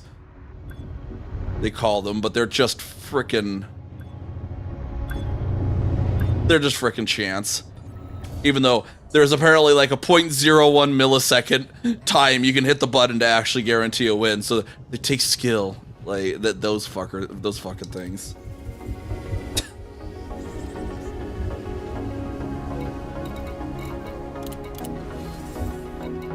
There's one of those skill games parlors right next to the Chinese restaurant I go to, and just like every time I walk by, it's like, ugh, gross. Ship released. Engines engaged.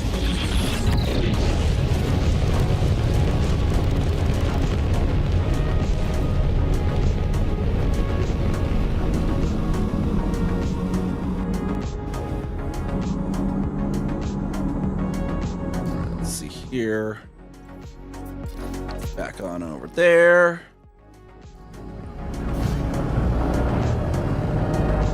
I've got to go around this planet again.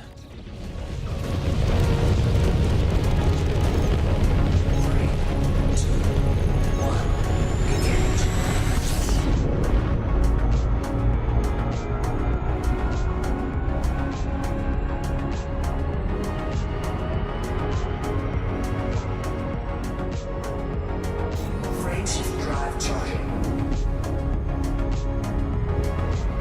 Yeah, the problem is most of the people that go to these kind of places don't have that attitude, and those places know that. That's the issue. It's like, yeah, people have the chance of doing it healthy. 90% of their audience doesn't. That's the point. That's how they make their business. Is they know that their target audience does not have set healthy habits.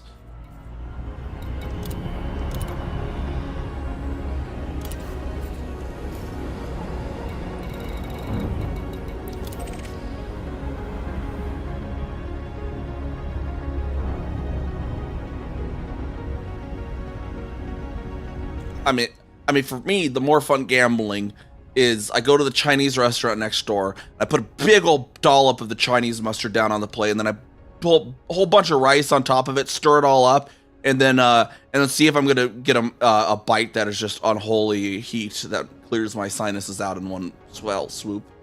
That's the kind of gambling I'm down for.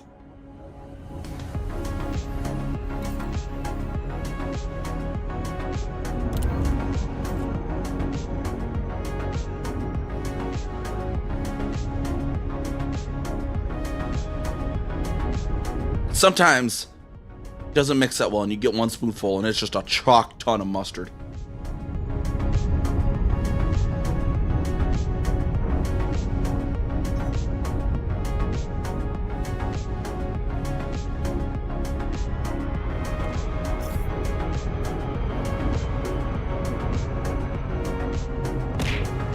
That's right, I ran out of that. Alexa, set reminder. Alexa, set reminder. Buy more Chinese hot mustard. Tomorrow at noon. Perfect. All right. Mustard gambling. What channel besides mine would come up with mustard gambling? Let's be fair. Permission granted. Set course for landing pad 25.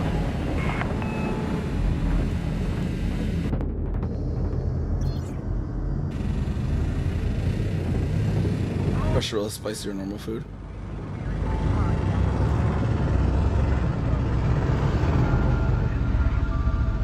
See, someone did that at a party like years back. It was this like this pizza brand that had it where like there was gonna be one slice with like a ghost pepper sauce in it or something. And we did it. I ended up getting the slice and I just was like eating it. And then everyone was like, there was no. Someone's like, nobody lost. What's going on? I'm like, no, I got it. It was just really good.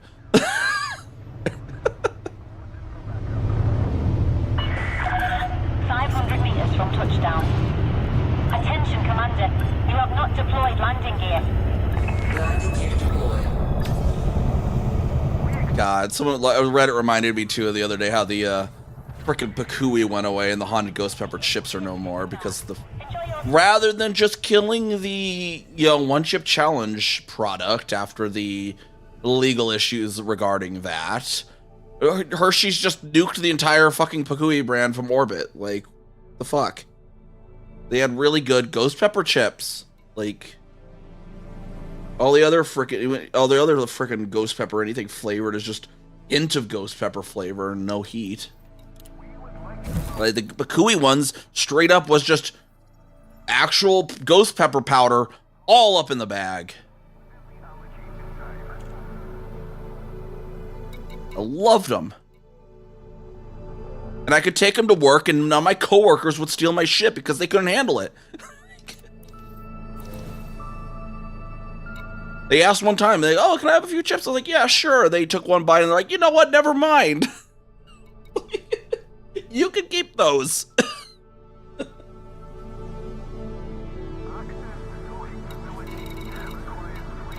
Alright, what do we need here again? More liquid oxygen, 999? What? 99. Actually, it reminds me of when I first started streaming too. I actually had to redeem on here to make me eat a ghost pepper chip. It was supposed to be like the whole torture the streamer bit, and then I think it was THI Avatar redeemed it once, and then kind of caught on that I had actually ate like 2 or 3 of them. And he's like, wait a second. You're enjoying this.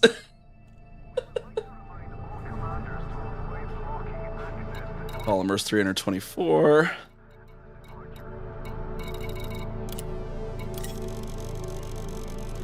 Okay. Cargo hold at maximum capacity. Bronzine handles regular spicy paprika. Oh, geez. Them's rookie numbers. You gotta crank those numbers up there.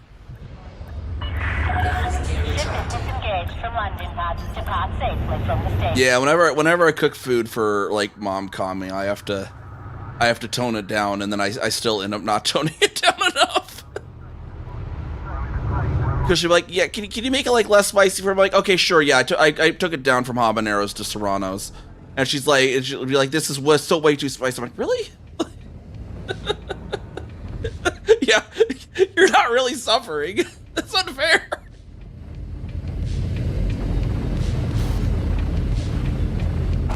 So I changed it to carbohydrate. It's like, fine, I'll just eat a chip, you know, whatever. Just make a point. I'll eat a chip. We're not going to imply that I'm suffering about it.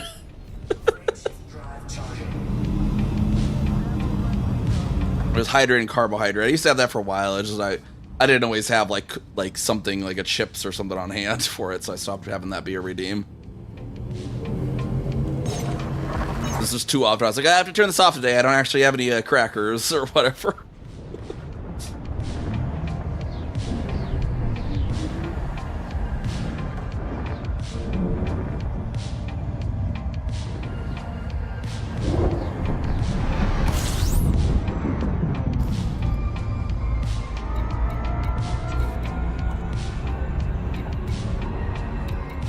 Yeah, streamer suffering. I'm not really. I can't really do the whole streamer suffering thing. I tried it that one time for that charity stream with the frickin' Bean Boozled or whatever. Oh god, nope, can't do it. That was too much.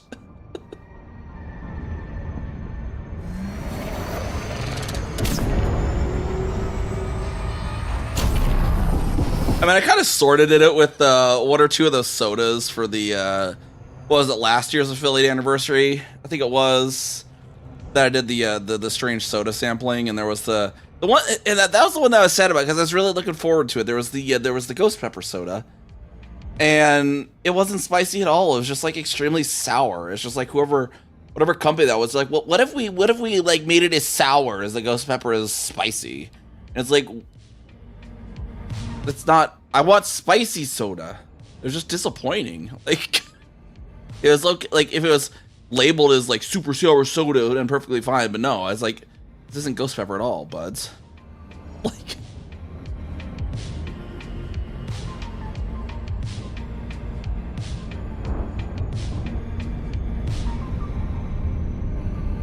yeah, I grew up on a lot of spice. I kept eating it. My parents kind of stopped doing spices often when we moved back over to eastern Nebraska, so they kind of lost their tolerance.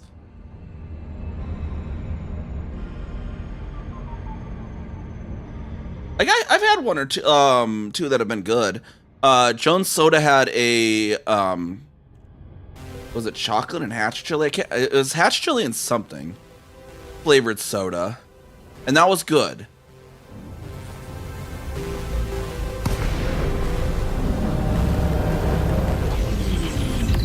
Like it had the hatch chili flavor. It had a little bit of the spice in there, but it had the sweetness from whatever else the other thing was.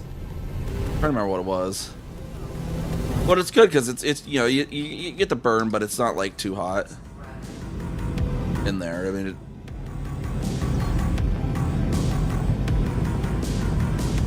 but yeah, no, that one was.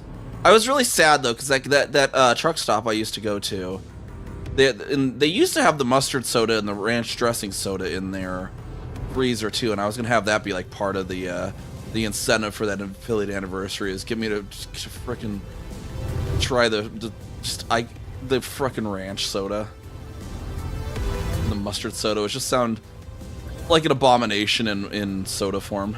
Like mustard in soda form just seems a little wrong.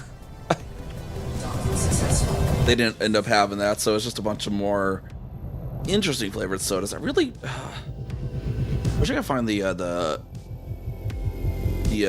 what was it, Sioux City Soda Company's the Prickly Pear soda. That shit was so good. Cactus juice is freaking amazing. That's why I still find it in Cyberpunk really funny whenever you find the cactus juice, because it's like it's supposed to be like, oh, it's this apocalyptic thing. They're resorting to drinking cactus juice, and it's like, no, cactus juice is fucking delicious. Give me that, please. Like, I love cactus. Like that's one of my favorite. That's like probably I would say actually is my favorite fruit is cactus pear. Like it is such a good flavor.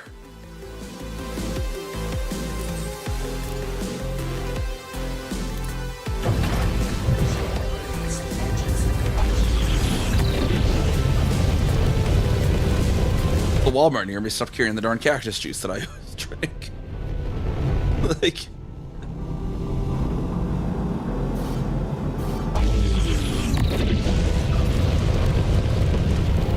Let's see if I can order that online.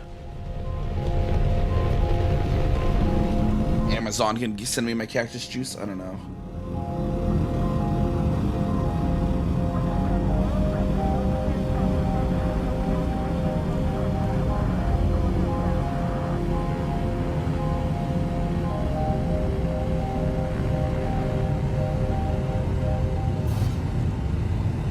Frameshift drive charging.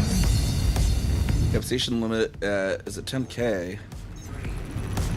Paprika shouldn't be 10k. That's like jalapenos are 9,000. Yeah, ghost pepper, yeah, was way up there, but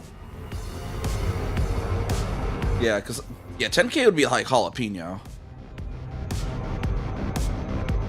What's that?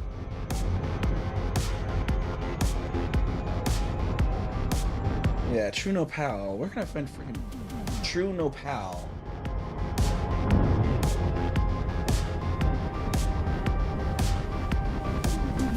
My cactus juice. Hungarian paprika. Really? I thought it'd be lower than.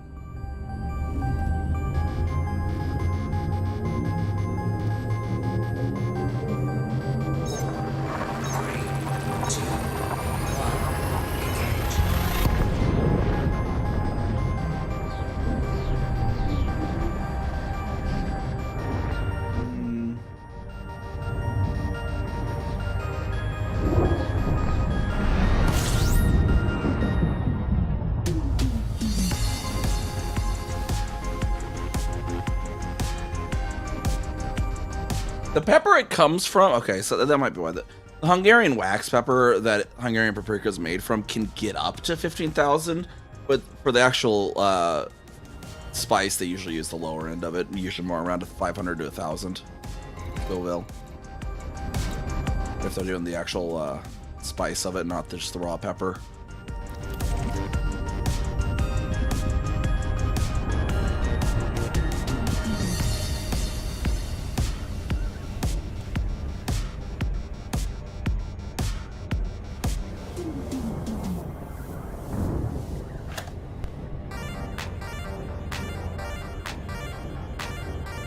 That's one of those ones, like jalapenos average like 10k, but they can also get up to like 20k. Really depends on growing conditions. I think that's one of the funniest gardening mistakes my mom ever did. She decided to grow habaneros one year, but she didn't have the right soil, so when we harvested them, they looked correct, but they had absolutely no spice. Like, because they just didn't develop, jack all for capsation.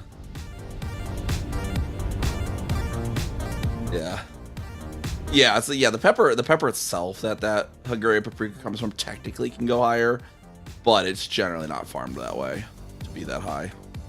I don't know what that is. Because peppers, the spice level of the peppers can be controlled based on the specific nutrients in the soil.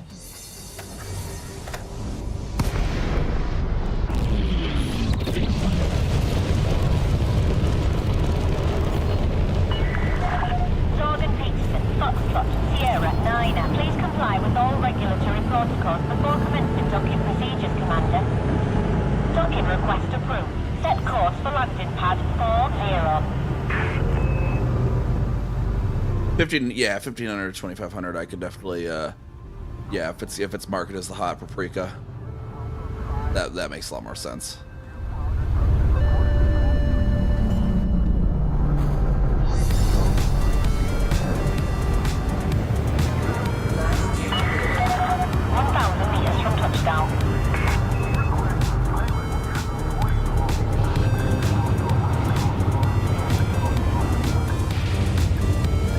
Like, yeah, the 10k, that's gonna be like munching a raw jalapeno, basically. That'd be 10k. Getting a jalapeno right off the rack at the grocery store and munching into it. Enjoy your stay at our facility. It's like pickled jalapenos are gonna be like more like 5k. They lose some of it in the pickling process.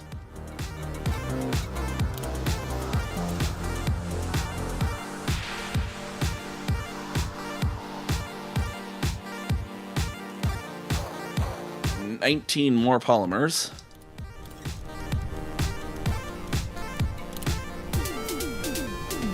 And 2,589 steel. And 1,813 titanium. So we'll take 1 ton of that. And 1,284 of the other. Cargo hold at maximum. Because I can.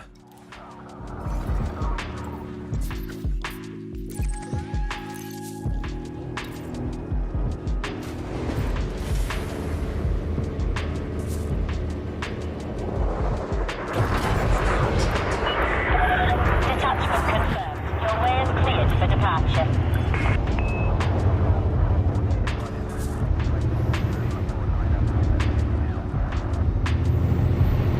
This puts that to all that I can handle a ghost pepper.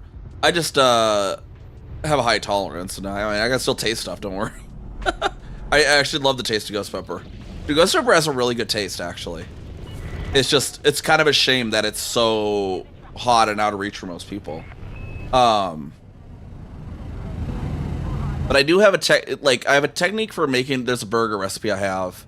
And I use a technique to make it so I can have the ghost pepper flavor in there strongly. For people that don't have the high spice tolerance, you'll still need like a jalapeno spice tolerance for this burger, nonetheless. But I'll submerge the entire patty in butter, and then put the ghost pepper extract in there, because capsaicin's an oil and it's lighter than butter, and so it'll float on the butter. But the flavor compounds will soak into the butter and into the patty, and so you effectively get a lot of nice ghost pepper flavor without as much of the spice. So I have a hot burger that's like that, but it's only like the patty's only going to be like 10,000 Scoville when you bring it out, as long as you get it out of there carefully.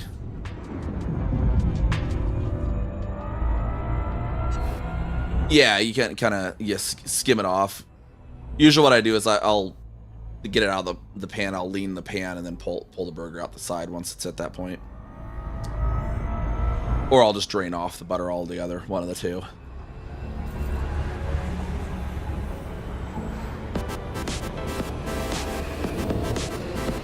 But I kind of came up with that one by accident, honestly, but it works. Because I kind of go full Paula Deen when I'm cooking.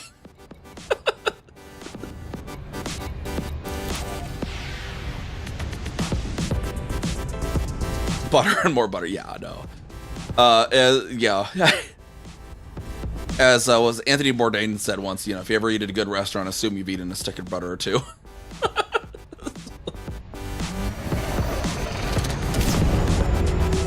But I had an old friend that used to live across the apartment next door from me too, and they like, I gave him a burger. They really liked burgers. I gave him a burger once when they came over, and they really loved my burgers. And every once in a while, they'd just be like, "Can I bring you over some hamburger and you can make me another one of your burgers?" And I'm like, "Okay." Just every once in a while, they literally just call me and want me to make them a burger. And I'm like, "Okay." And then so I was doing that one time, and they walked in the kitchen, saw the fucking submerged burger of butter, and they're like, "What the hell?" I'm like, "Why do you think it tasted so good, bud?" Like, this is how they do it at restaurants too. Possible, well, some restaurants. Not necessarily submerged, but shit tons of butter, you know, is the point. Like, submerged, not necessarily submerged restaurants, but shit ton of butter.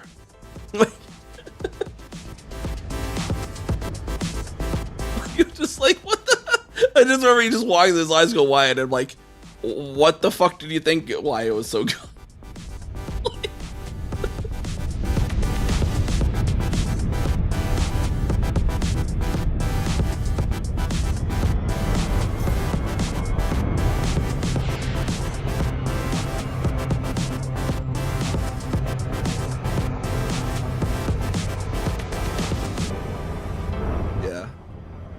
Oh god, no, you know, if you ever watch, like, you ever see any of the cooking, like restaurants, like, it's just an absolute fuck ton of butter.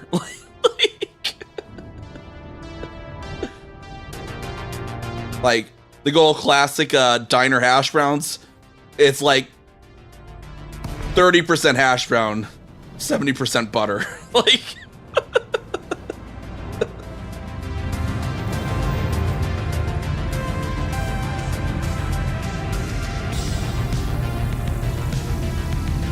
Document versus brand.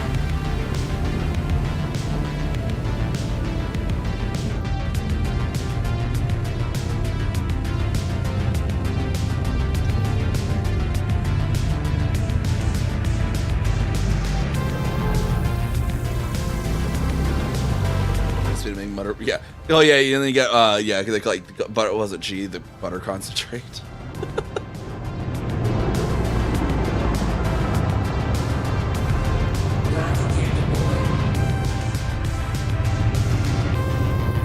Yeah. Or you go to like the Nebraska State Fair, or the Iowa State Fair, and you can find a booth that does deep fried butter. It's so good. So unhealthy, but so good.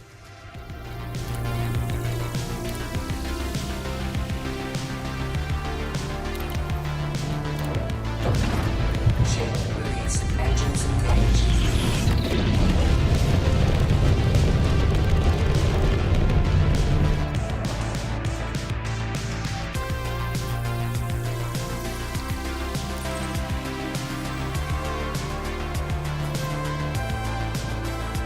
If you need to tone it down, that wait, tone what down?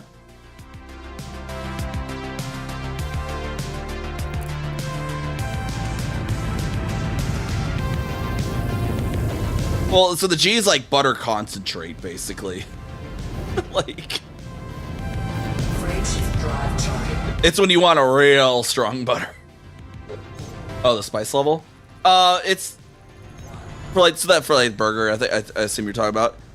Because ghost pepper is flavor-wise a really flavorful pepper. It has a very kind of an earthy, smoky flavor naturally. It's a really good, like it's one of my favorite peppers for flavor.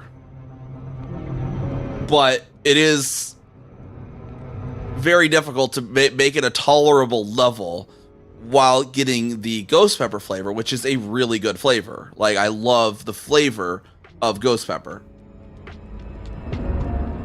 Like, if you ever want a real nice, like, earthy, smoky flavor, ghost pepper is the place to be, as long as you can get away from that the insane level of spice. And that's the habanero. The habanero family has such a wide variety of flavors as well. There's another habanero called a fatale, and it tastes like Fruit Loops. It legitimately tastes like Fruit Loops. Like it's like an unplaceable citrus. It is almost in between lemon and lime and orange is the flavor of this pepper. But it's also extremely hot. But if you can tone that down, it makes a really nice freaking flavor. It's a very fruity pepper.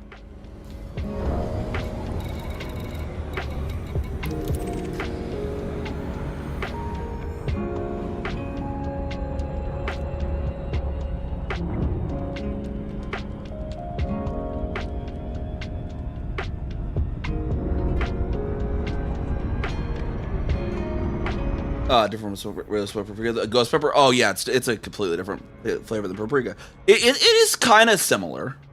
It's like paprika but better, honestly. Like, because smoked paprika, they have to smoke it to get that smoke flavor. But the ghost pepper kind of naturally has a smokiness. Almost. It's not the same smokiness, but it's kind of the smoky ballpark that the ghost pepper naturally has.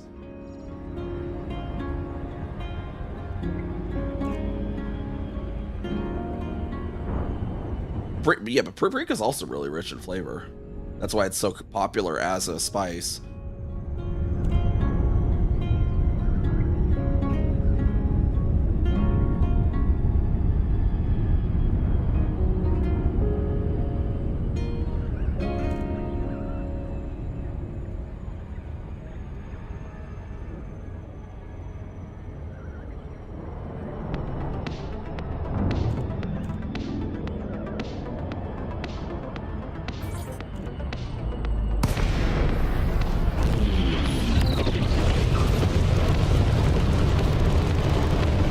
Moltz, Tipo. Sierra 9, please comply with that. Let's see what stuff we need to get here on this one again. Permission granted. Drop route for approach to landing pad 2-4.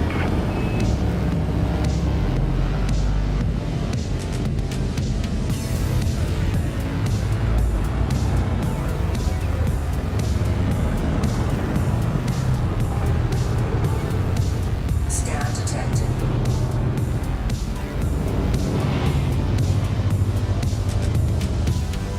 So it's right in here.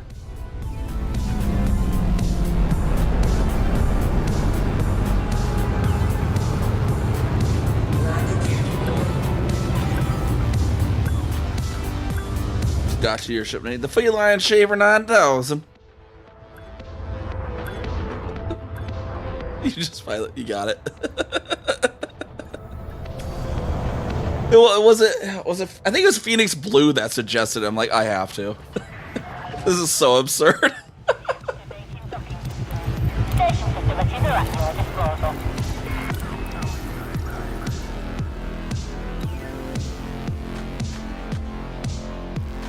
Field 1305.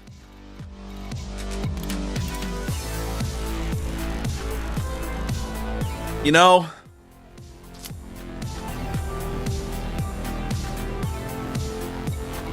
if I didn't take that 1 ton of titanium, is a joke.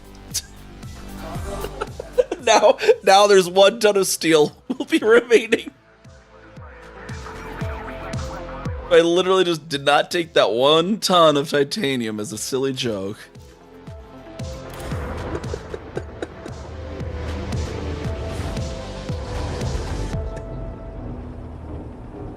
Line shaving 9000. Yeah, Panther Clipper.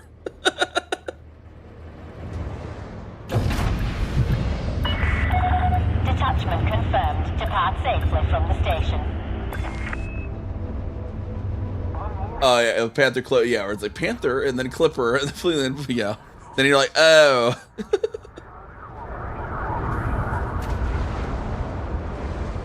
Yeah, I think that was Phoenix Blue that had suggested it.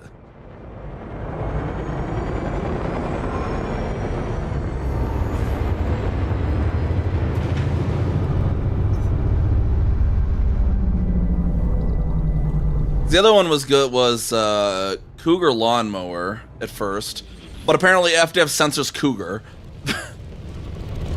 So I had to change. I changed it to Bobcat Lawnmower, which is also kind of funny because Bobcat's an actual lawnmower manufacturer.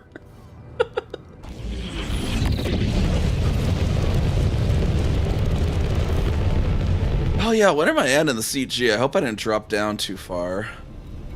Where? There it is. Ooh. What's my contribution? 980. Ooh, I don't knock down too much further. You've now exceeded the no fire zone. Safe travel. What's the threshold currently? Drive charging. Galaxy news data, Galaxy community goals. Wait, when's this end?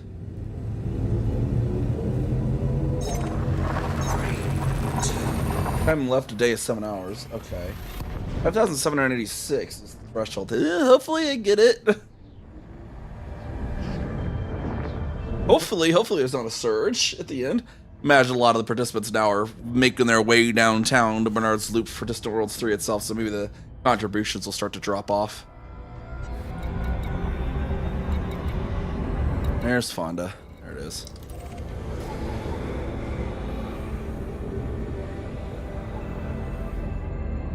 Now I gotta look and see, what did I do on Kezika, though?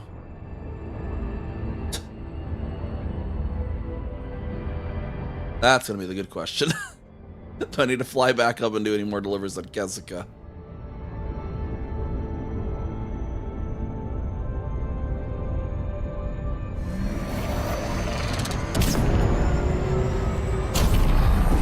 Yeah, I just did like one stream of each commander of hauling, see what I got done. I think I was a little less on Kezika because I was getting a lot more harassed by interdictions on that one day. Or was it No, it's Kazakh that I was getting a lot more interdictions too, because I was popping into the streams like the people like, by the way, I'm Kazakh to the streamers that were interdicting me and didn't know it was me.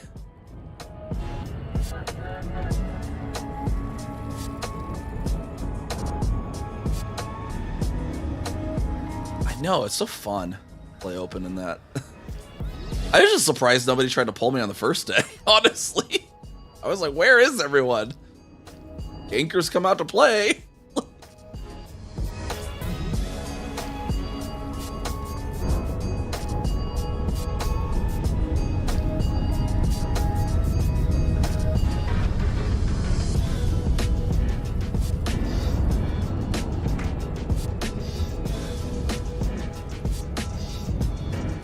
I think I'd sell like 5 or 6K from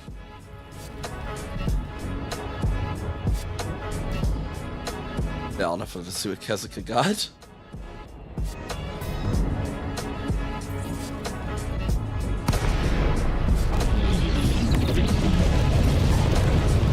I want that cargo rack in case I need it in the future for like a Type 8. BGS manipulation medium pads. That's kind of one of the weird funny things of colonization too. We haven't like had much BGS goals. It's like, well, we just like colonize where we want to go now. We haven't had to like do this like, okay, we need to undermine this faction, we need to raise this one up, and then we put this one in war, and then we need to put this one in retreat, then we have to expand that. Like, oh my god, I don't miss that. It's like, god, it was so annoying doing target. It's like, okay, we need to retreat this faction on the 10th, and we need to be in, you know, expansion no later than the 12th, and then we gotta. It's so annoying.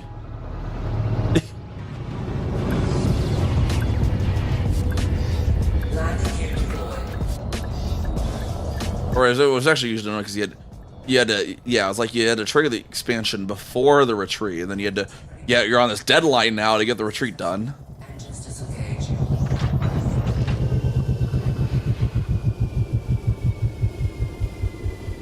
Yeah, I don't know how. I mean, I know Crunchy Buttsteak and I know each other. I just didn't know if you knew me well enough to recognize my alt's name. Some know I'm Kazakh, some don't.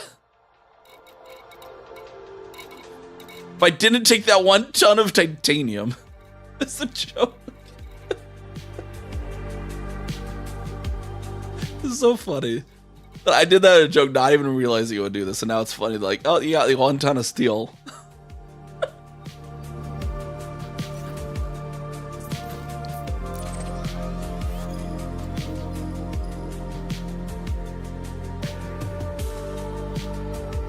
In the North Ward. What? What's the North Ward? Ship released. Engines engaged.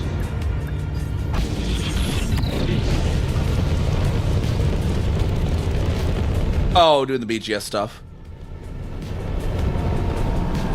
I mean, even the colonies, it should, you probably won't need to do targeted expansion too, because there's a lot of the colonies don't have more than 4 factions, much less 7.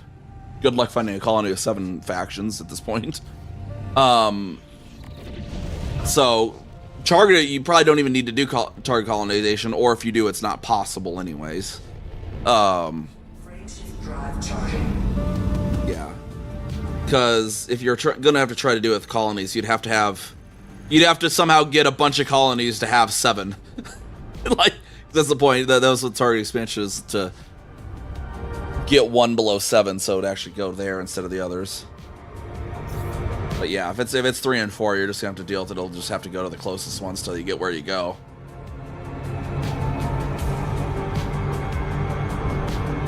Freight drive charging. There's really, unfortunately, not much for targeting on that either. The one that you might have to do to get it to expand from the system you wanted to expand from is you might have to undermine us in some of our other systems to make sure those are below 75%, because it's otherwise completely random which ones will trigger.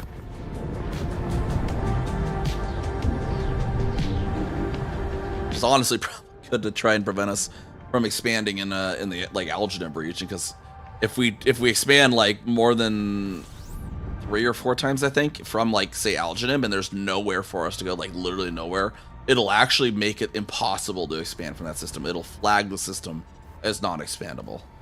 So it might be a good thing to prevent us from expanding from places like that.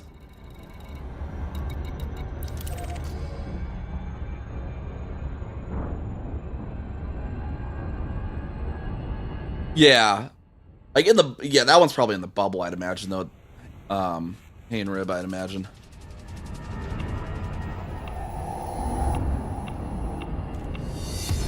Yeah, I mean, if yours, it's, yeah. Basically, it's going to be plugging holes.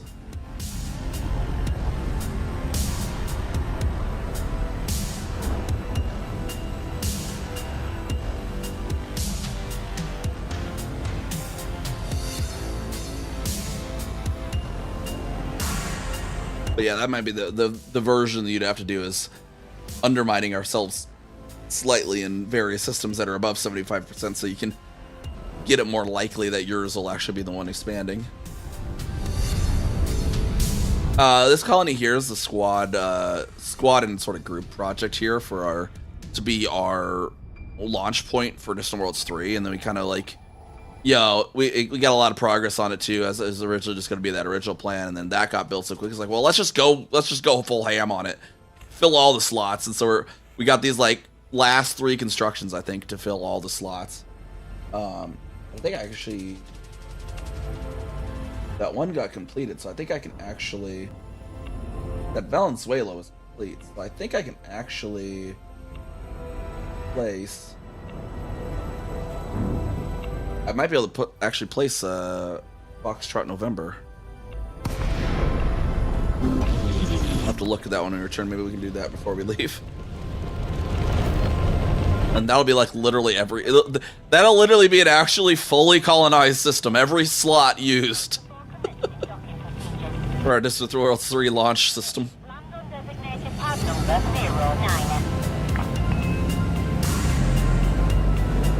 Which is kind of funny, because the Distant Worlds 3, they had a whole bunch of, they had more people, and they're like, oh, we'll just do a few slots. And I'm just like, all the slots.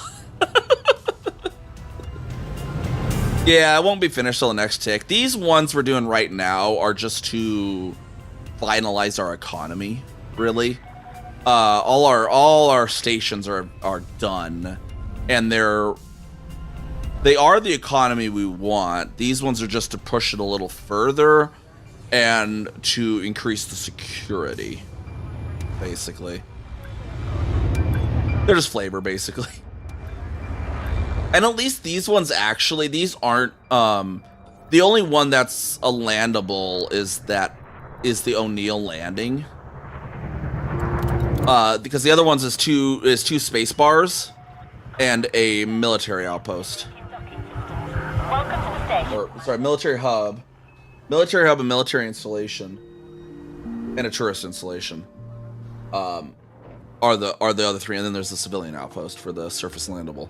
So, it doesn't really matter. Those ones, basically, they don't have a deploy time like stations do. Once you build them, they're there, and they're affecting.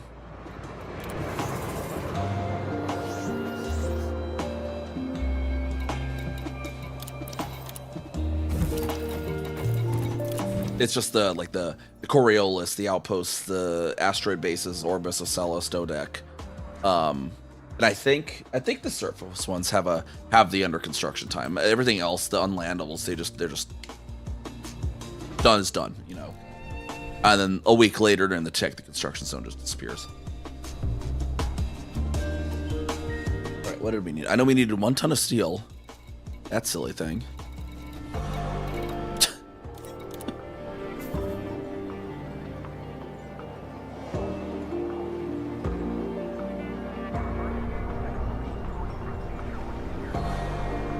I need 1812 titanium. Cargo hold at maximum capacity. Got on. Really? Really, Twitch? Finger? Like. Docking coupler disengaged. Regulate your speed until free of station perimeter. Like, you know, Twitch, that's also just an actual anatomical feature. It's not only a verb. Just saying.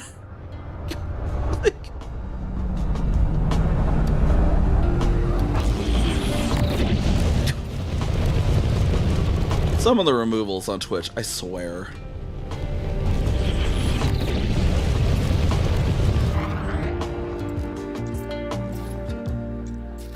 It removed it because of finger. Because it was treating it like the verb version of that word.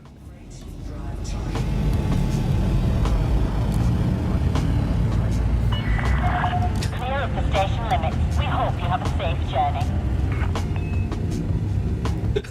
Yeah, it removed it as sex-based terms. I'm like, really? Really? Really?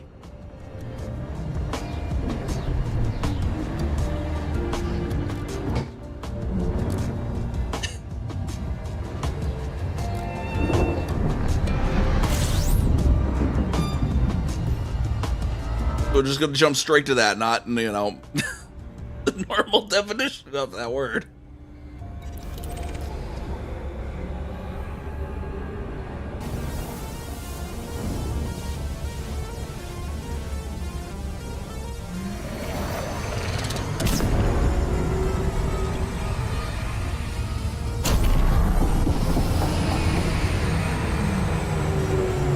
Like, I've even tried lessening the strength of the filters, like, recently. It still just catches the stupidest shit. Hey, Bristol, how's it going? Hole inspection passed. Oh. What's up?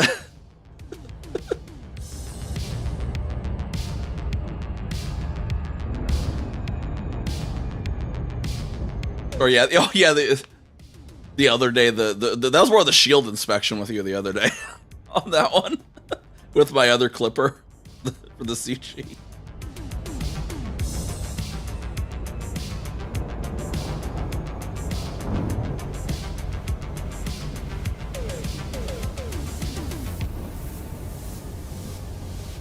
What you been getting up to, Bristol?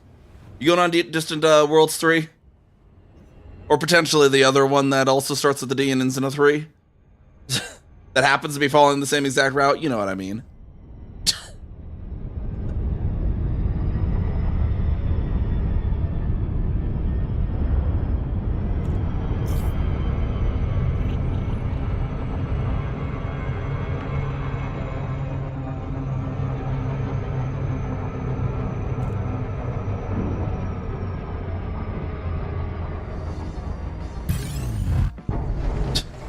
Someone wants to play.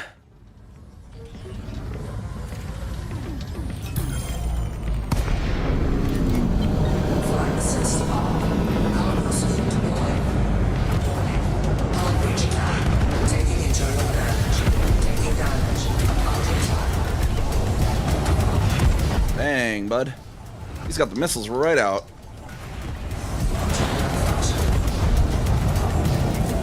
Shield generator attack. Target shields offline. Concealed. Launch malfunction. Temperature critical. Cargo system retracted. Cargo system deployed.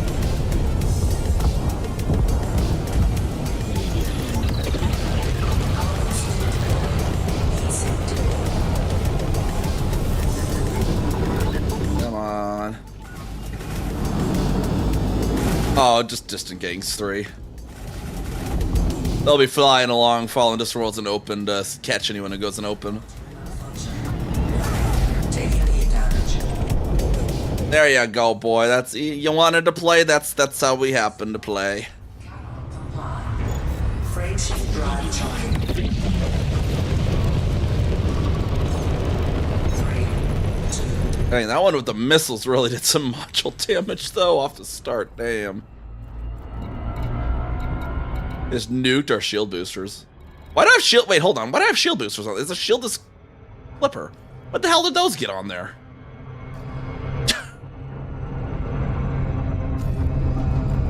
Was I transporting those for some reason? I never took them. Why do I have shield boosters on this?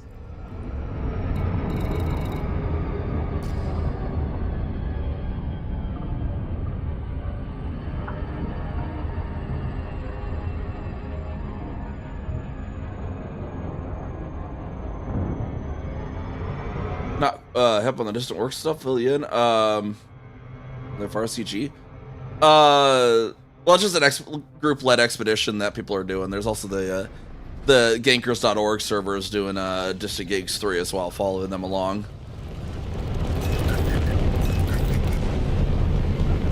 Like, was it 6,000 people registered for Distant Worlds 3? They're just, it's an expedition. They did one back in 2019.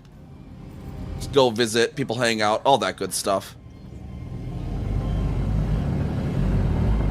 See the sights, the sea, and do stuff together, basically. I still have no clue why the fuck there are shield boosters on this thing. I must have been transporting them to engineer them. Like, and then forgot to take them off or something. Are they even engineered? What is going on with these? Yeah, I must have just been transporting to engineer them and then to take them off. As soon as they leave, Goyd's gonna attack. Oh my god, that'd be so juicy. That'd be so funny too. Or they just drop what is it, the upcoming operations like the day they reach waypoint 1. Yeah, Gankers.org. It's the kill board.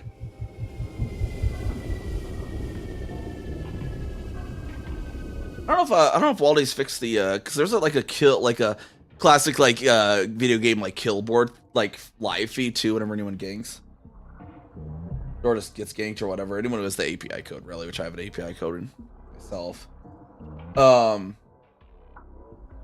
It'd pop up like, you know, so and so killed, you know, like a live feed, like you get in like Battlefield or Call of Duty.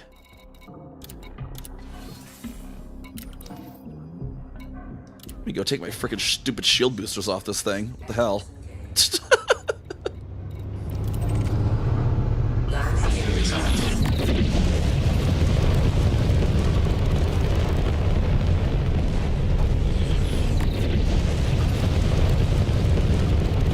This is feline shaver. This is an armadillo clipper, or whatever it is.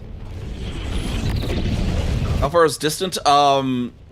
They haven't announced the specific route yet, but Beagle Point will be involved along the route at some point, which is the exact opposite side of the galaxy from the bubble, 65,000 light years away. So, at least that distant at some point.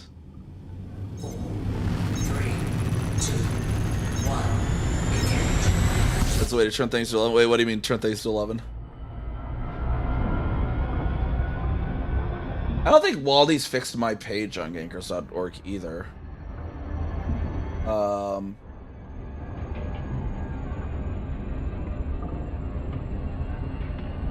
mean, I assume Bristol has an API key. I assume. Maybe I'm wrong.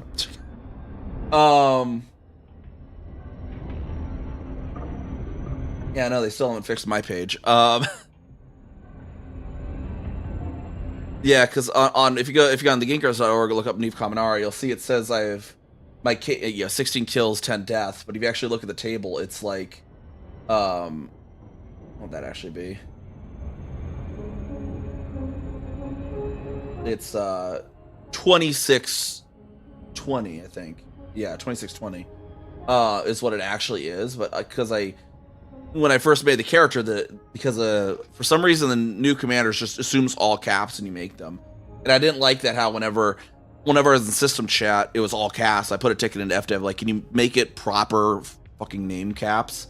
But the actual kill death tally on Gankers.org does it based on the capitalization, even though the table shows the whole history despite the capitalization. So it's kind of funny. Yeah, it's like it's a third-party website Waldy and some others made. API key, and yeah, tracks ganks and all that. Basically, it's for PvP stuff. I don't know the combat rigs keep being wrong too.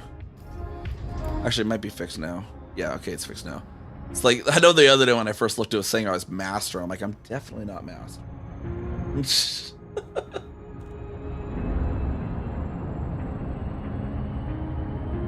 Oh, it's showing what I was at that time. Okay. Makes sense.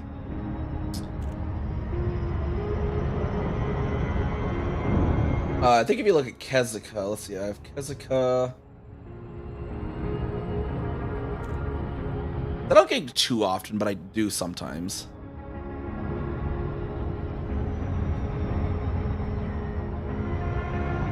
guess like I'm 114 to 109.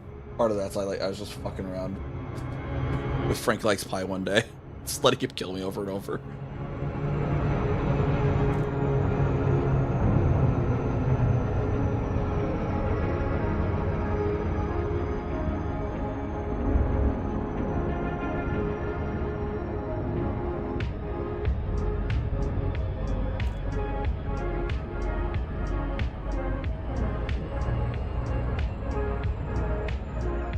I know at least with Neve, some have come from that PvP event that was on the Commander Plater Memorial. We had like a high gravity planet PvP event where y'all had to stay like under 10 kilometers from the ground. It was like a 3.5G planet, and it was just a free for all.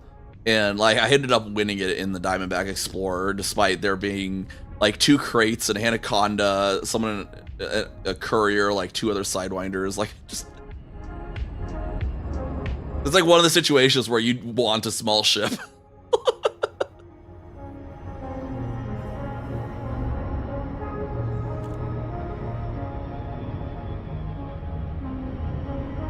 I spent just 1 bill just as preparations. Wow, 1 bill. What did you build? A Caspian. I guess a Caspian could run that. You running a Caspian then?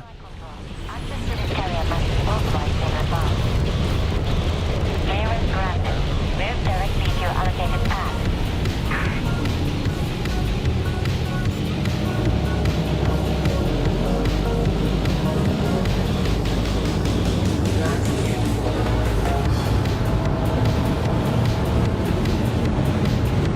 We're gonna do the we're opening without for Discworld 3. We're opening with Outlander challenge, so we're gonna do an Bernard's Loop to Colonia in a Sidewinder within a week, and then from there I'll be getting in my Exploration Corsair.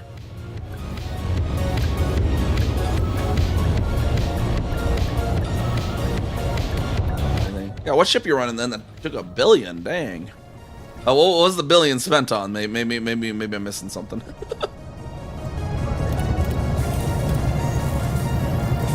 Panther Clipper Explorer, maybe. Out 8 ships. That's right. Yeah, I guess there's the multiple ship thing.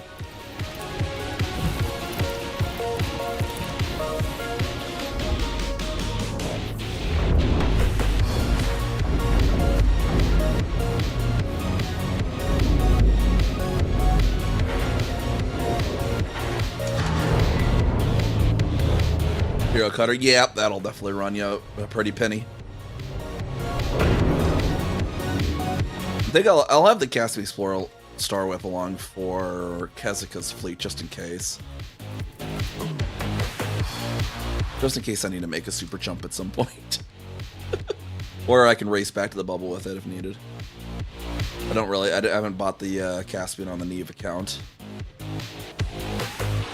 I don't really intend to ever explore with the Caspian. I got it on the Kazakh account for the Caspian only systems where we got that record breaker. Why the I don't know why the hell these were on here.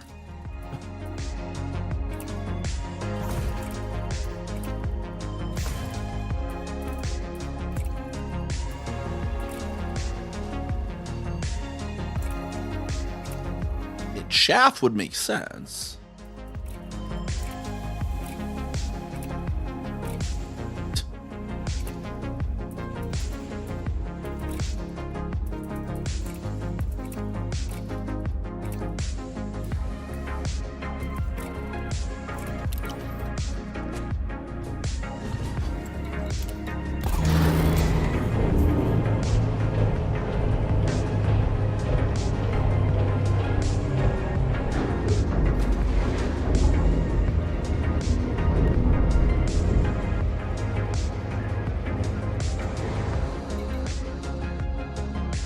Definitely need to finish off that titanium though.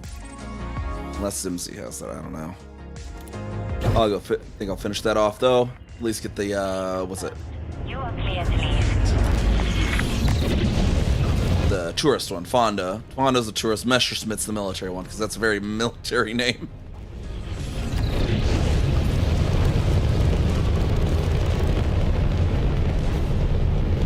That's the other one. I should have gone to my colony and refreshed up the tellurium as well. I think I got enough. I think 104 FSD injection sounds nice. Could have refreshed the niobium or tellurium for some more niobium, perhaps, but I think there's some crystal forests near Colonia in any case. If I get there early enough, I can go farm those, or I catch the carrier. 3, 2, 1, engage.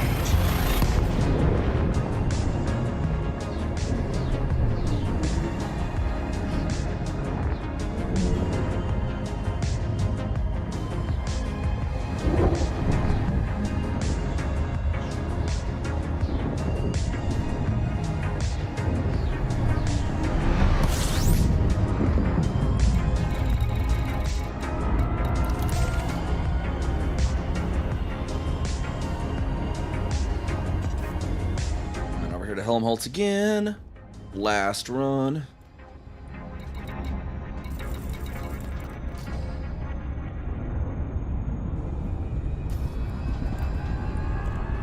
So I really need to get the CQC rank up to professional. Is when I think it was professional is when prestige ends up hitting.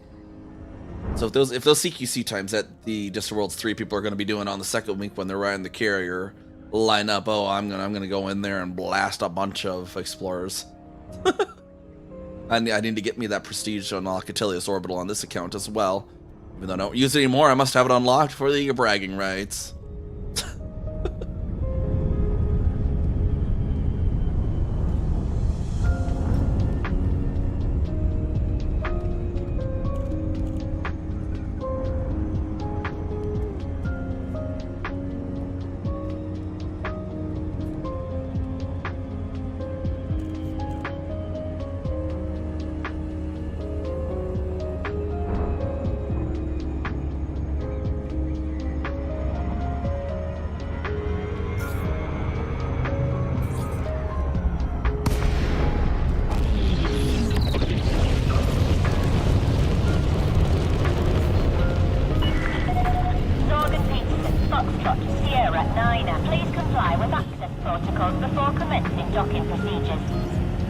Approval granted. Please make your way to landing pad 10.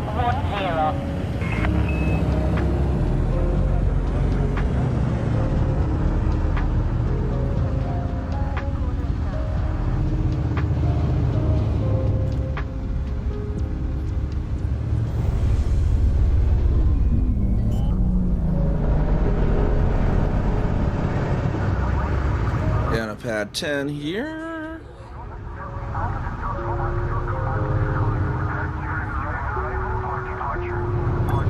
Yeah, it gets that 6x boost on the neutrons at least. Some people just really like the Star Trek look of it, but yeah, I just like the Corsair for exploration.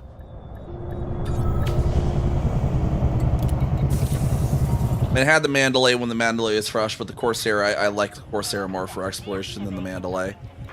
I got Corsair Explorers now on both Kessica and Neve. I think that is like that is the peak exploration ship right there, the Corsair.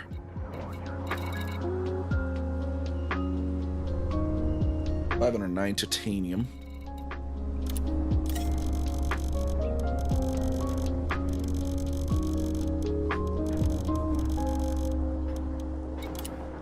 Anything else I can buy?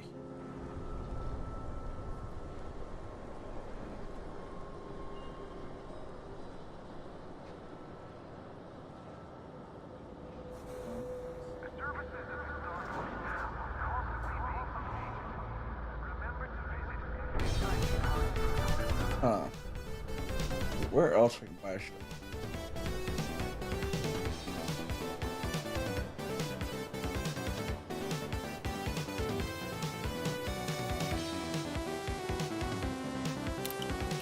Nightingale Station. We're in Running Man, Sector BQY.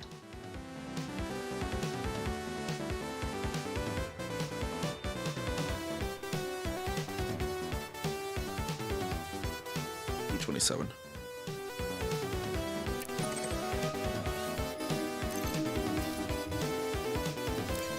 My problem with the Corsair for you is that the down view isn't really good. No, see, it's space. You can just fly upside down.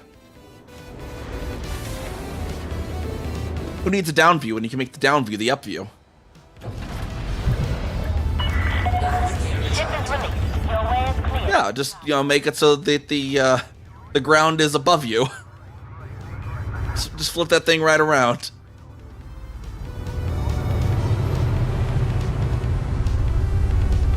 Honestly, it actually it seems like it obscures a lot, but it really kind of doesn't. Like, it's definitely not as, obviously, as good as the Mandalay in that regards, but it's not actually terrible obscuration.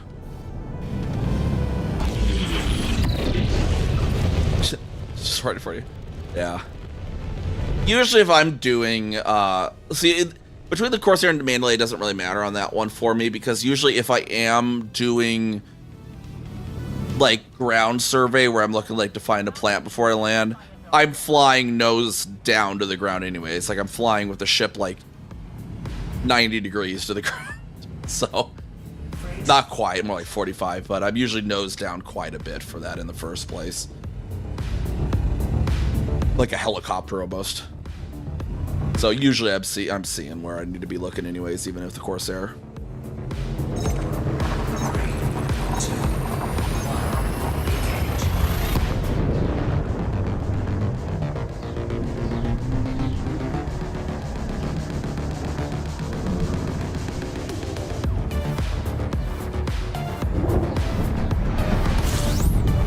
Or I'll just angle it like this side and look out the side windows too. So there's options at least for that.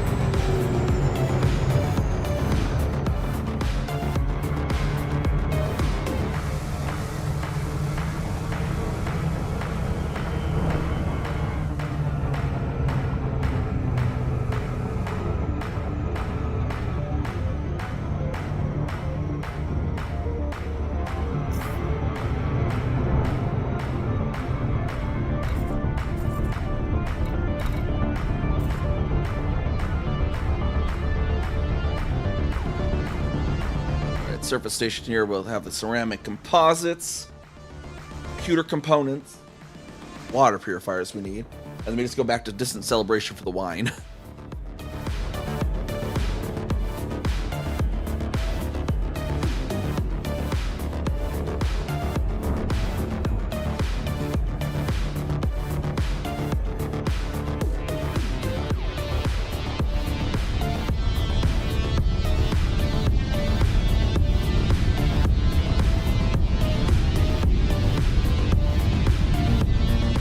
These orbits so close to each other.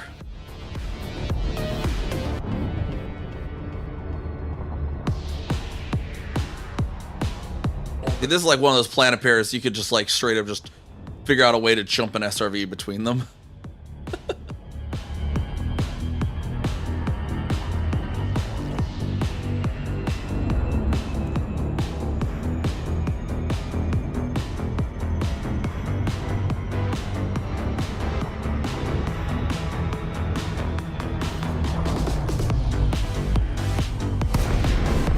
Oh, for the SRV? Well, you just gotta fly the SRV. You don't have to worry about your driving skill.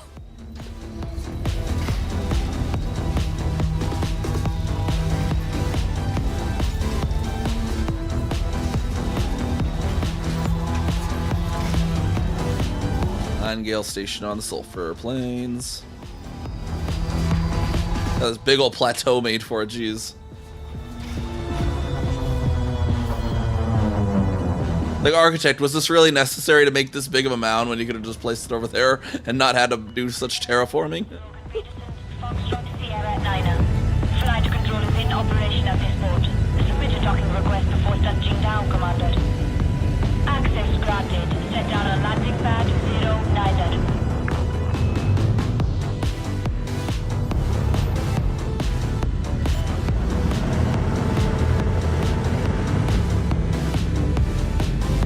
Some of these is funny where they make this gigantic mound where it would make more sense just to make a giant hole instead.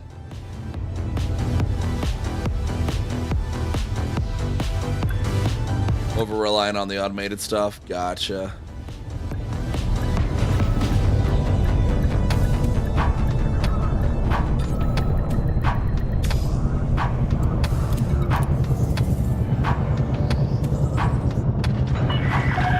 Landing successful. Dispatching ground crew. Alright, ceramic composites, 130.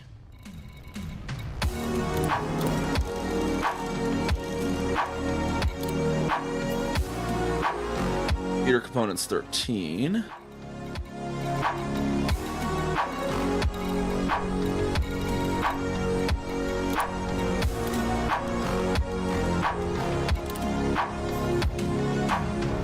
already got the titanium. Water purifiers, 39.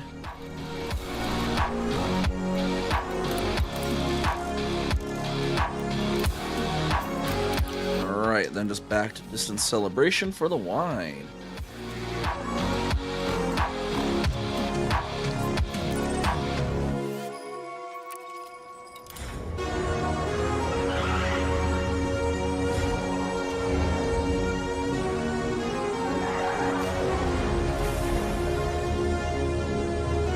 Usually play between 10 and 30 frames per second. Jeez, what the?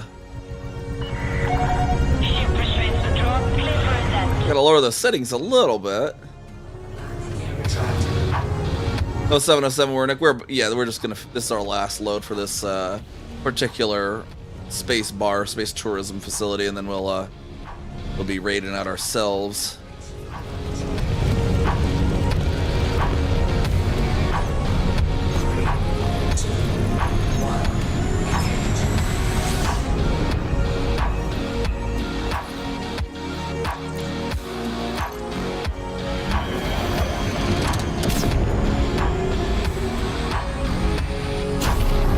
What about the super scaling? Because you can do subscaling as well. That could be a thing too, where you actually render at a lower resolution itself. Frame shift drive charging.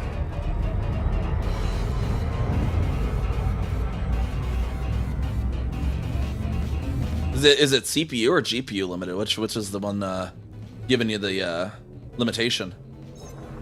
3, 2, 1, engage.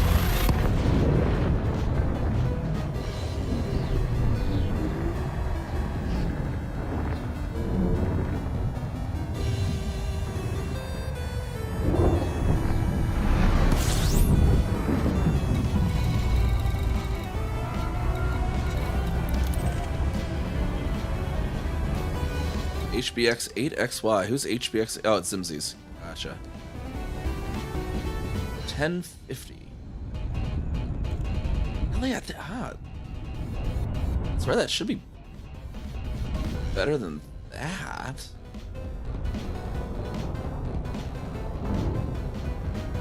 I mean, you could probably you go on eBay. You can find a GTX 980 Ti for probably less than $100. I can know for a fact that will play it at least better than that.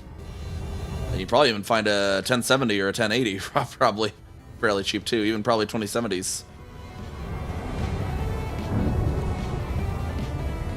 Oh, it's a mobile though. It's a laptop, so you can't switch. Okay. Oh shit.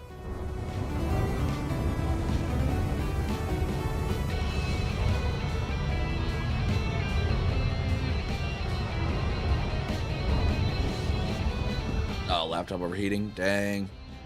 Yeah, just rip that bottom off. Just make it a desktop.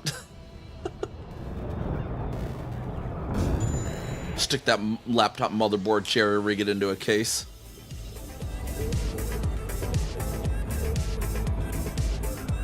You could probably, I mean, if you had the budget for it, you could probably get actually pretty cheap. Like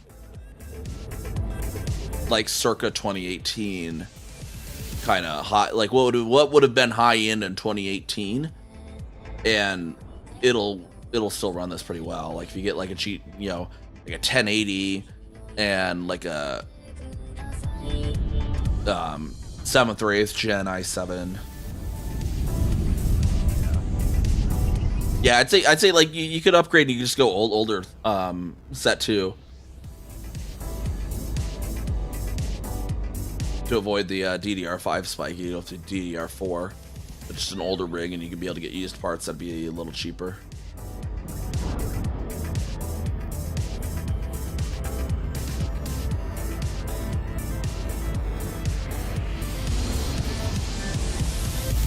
Or you could even, if you have like thrift stores too that sell like computer parts, something like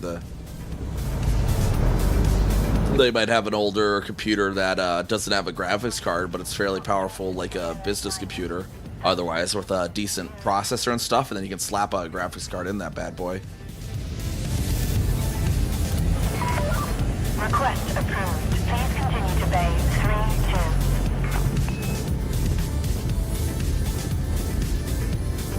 That was the way it would sit and use most of the time. Gotcha.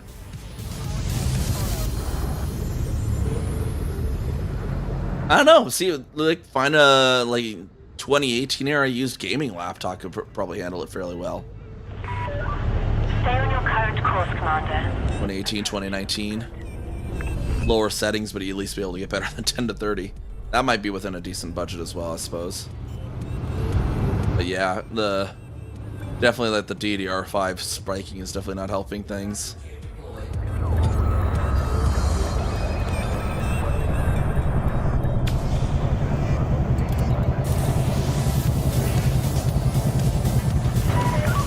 Landing successful. Initiate shutdown sequence. Did the 1050 used to overheat? Like, was it better before it had the overheating problem? 925.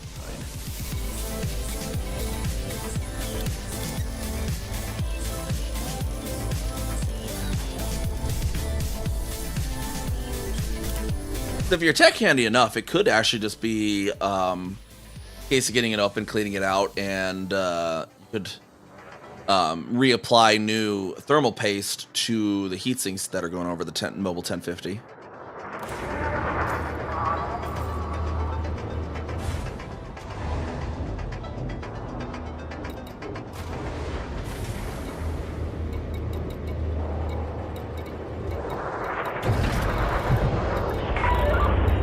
There's our construction. There it is. The docking area when ready. Landing gear retracted. If that's something that you're familiar and comfortable with, that could help performance.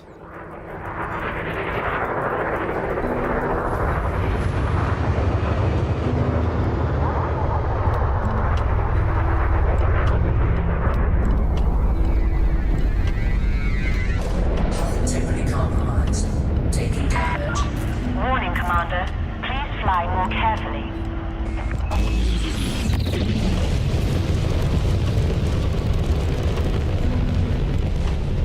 Yeah, they do.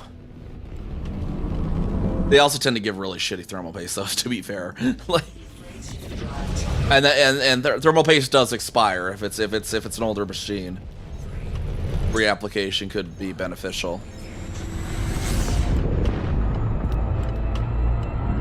And these are, yeah, oh yeah, reapplying, putting new thermal paste on may actually help that pretty well. Then, because I'd my previous build there, about 10 years, it was starting to overheat, and I had to get new thermal paste on that. Because it does eventually start to lose its conductivity.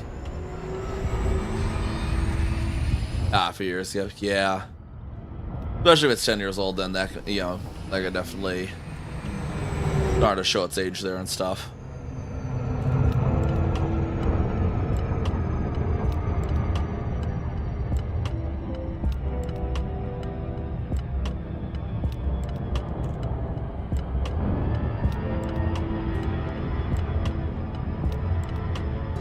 Years, perfect. Yeah, that should be fine then. That's probably not it.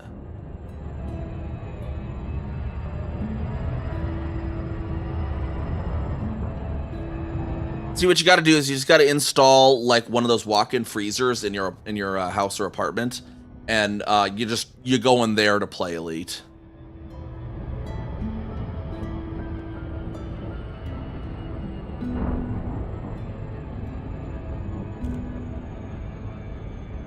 Just get the ambient way down, then it won't overheat.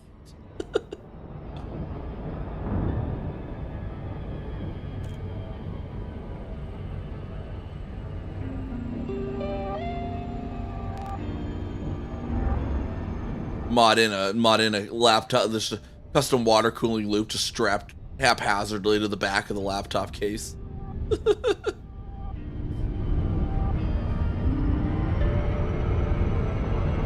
Make it look like a mad scientist laptop with all the cooling tubes and stuff. Half not serious though. Just walk down to your local McDonald's or Subway, be like, hey, can I use your walk-in freeze? And then they're like, why? You're like, well, I just need to play some games on my mobile laptop, but it overheats. Sure, I'm sure they'll be accommodating.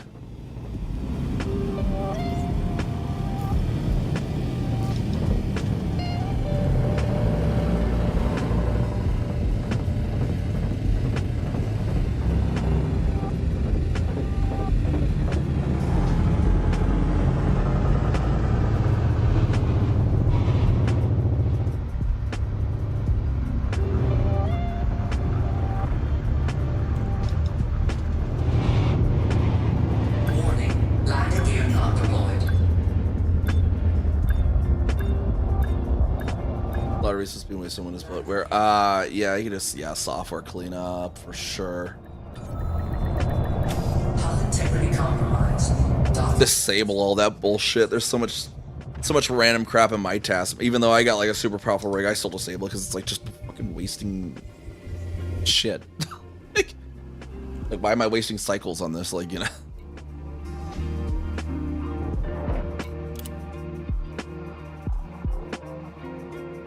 All right, this should be the final. There we go. Construction done.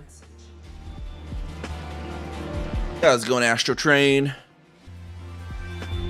Got that knocked out there. Confirmed.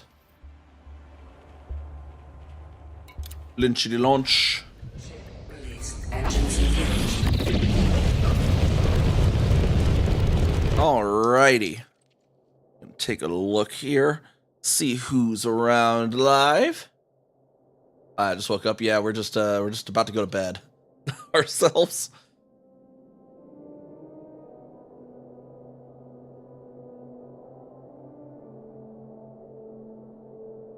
Do. Let's see who's live. Do.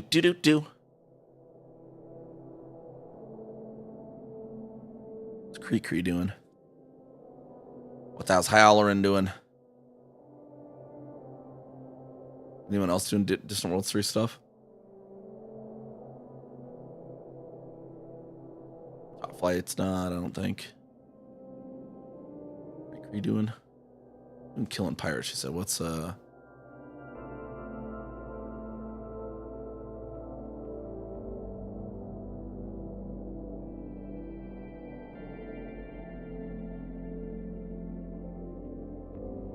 Aqua's kind of this late. We never raided Aqua before.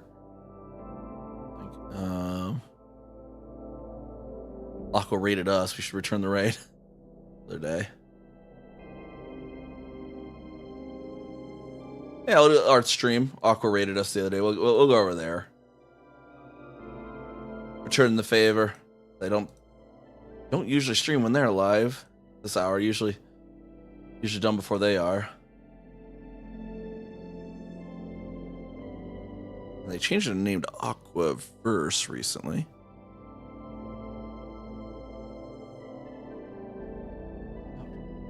Okay.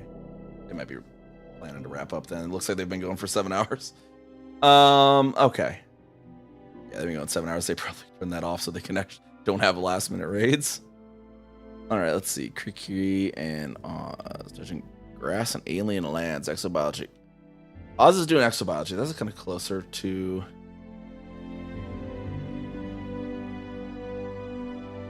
They're there, but they're on a Be Right Back screen. Dang it.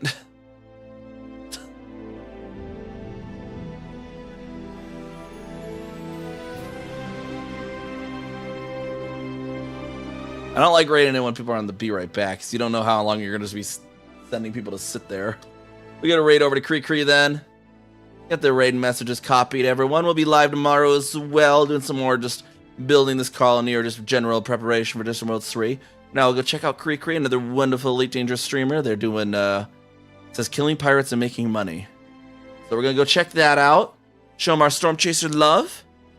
And I'll see y'all next time. Bye bye.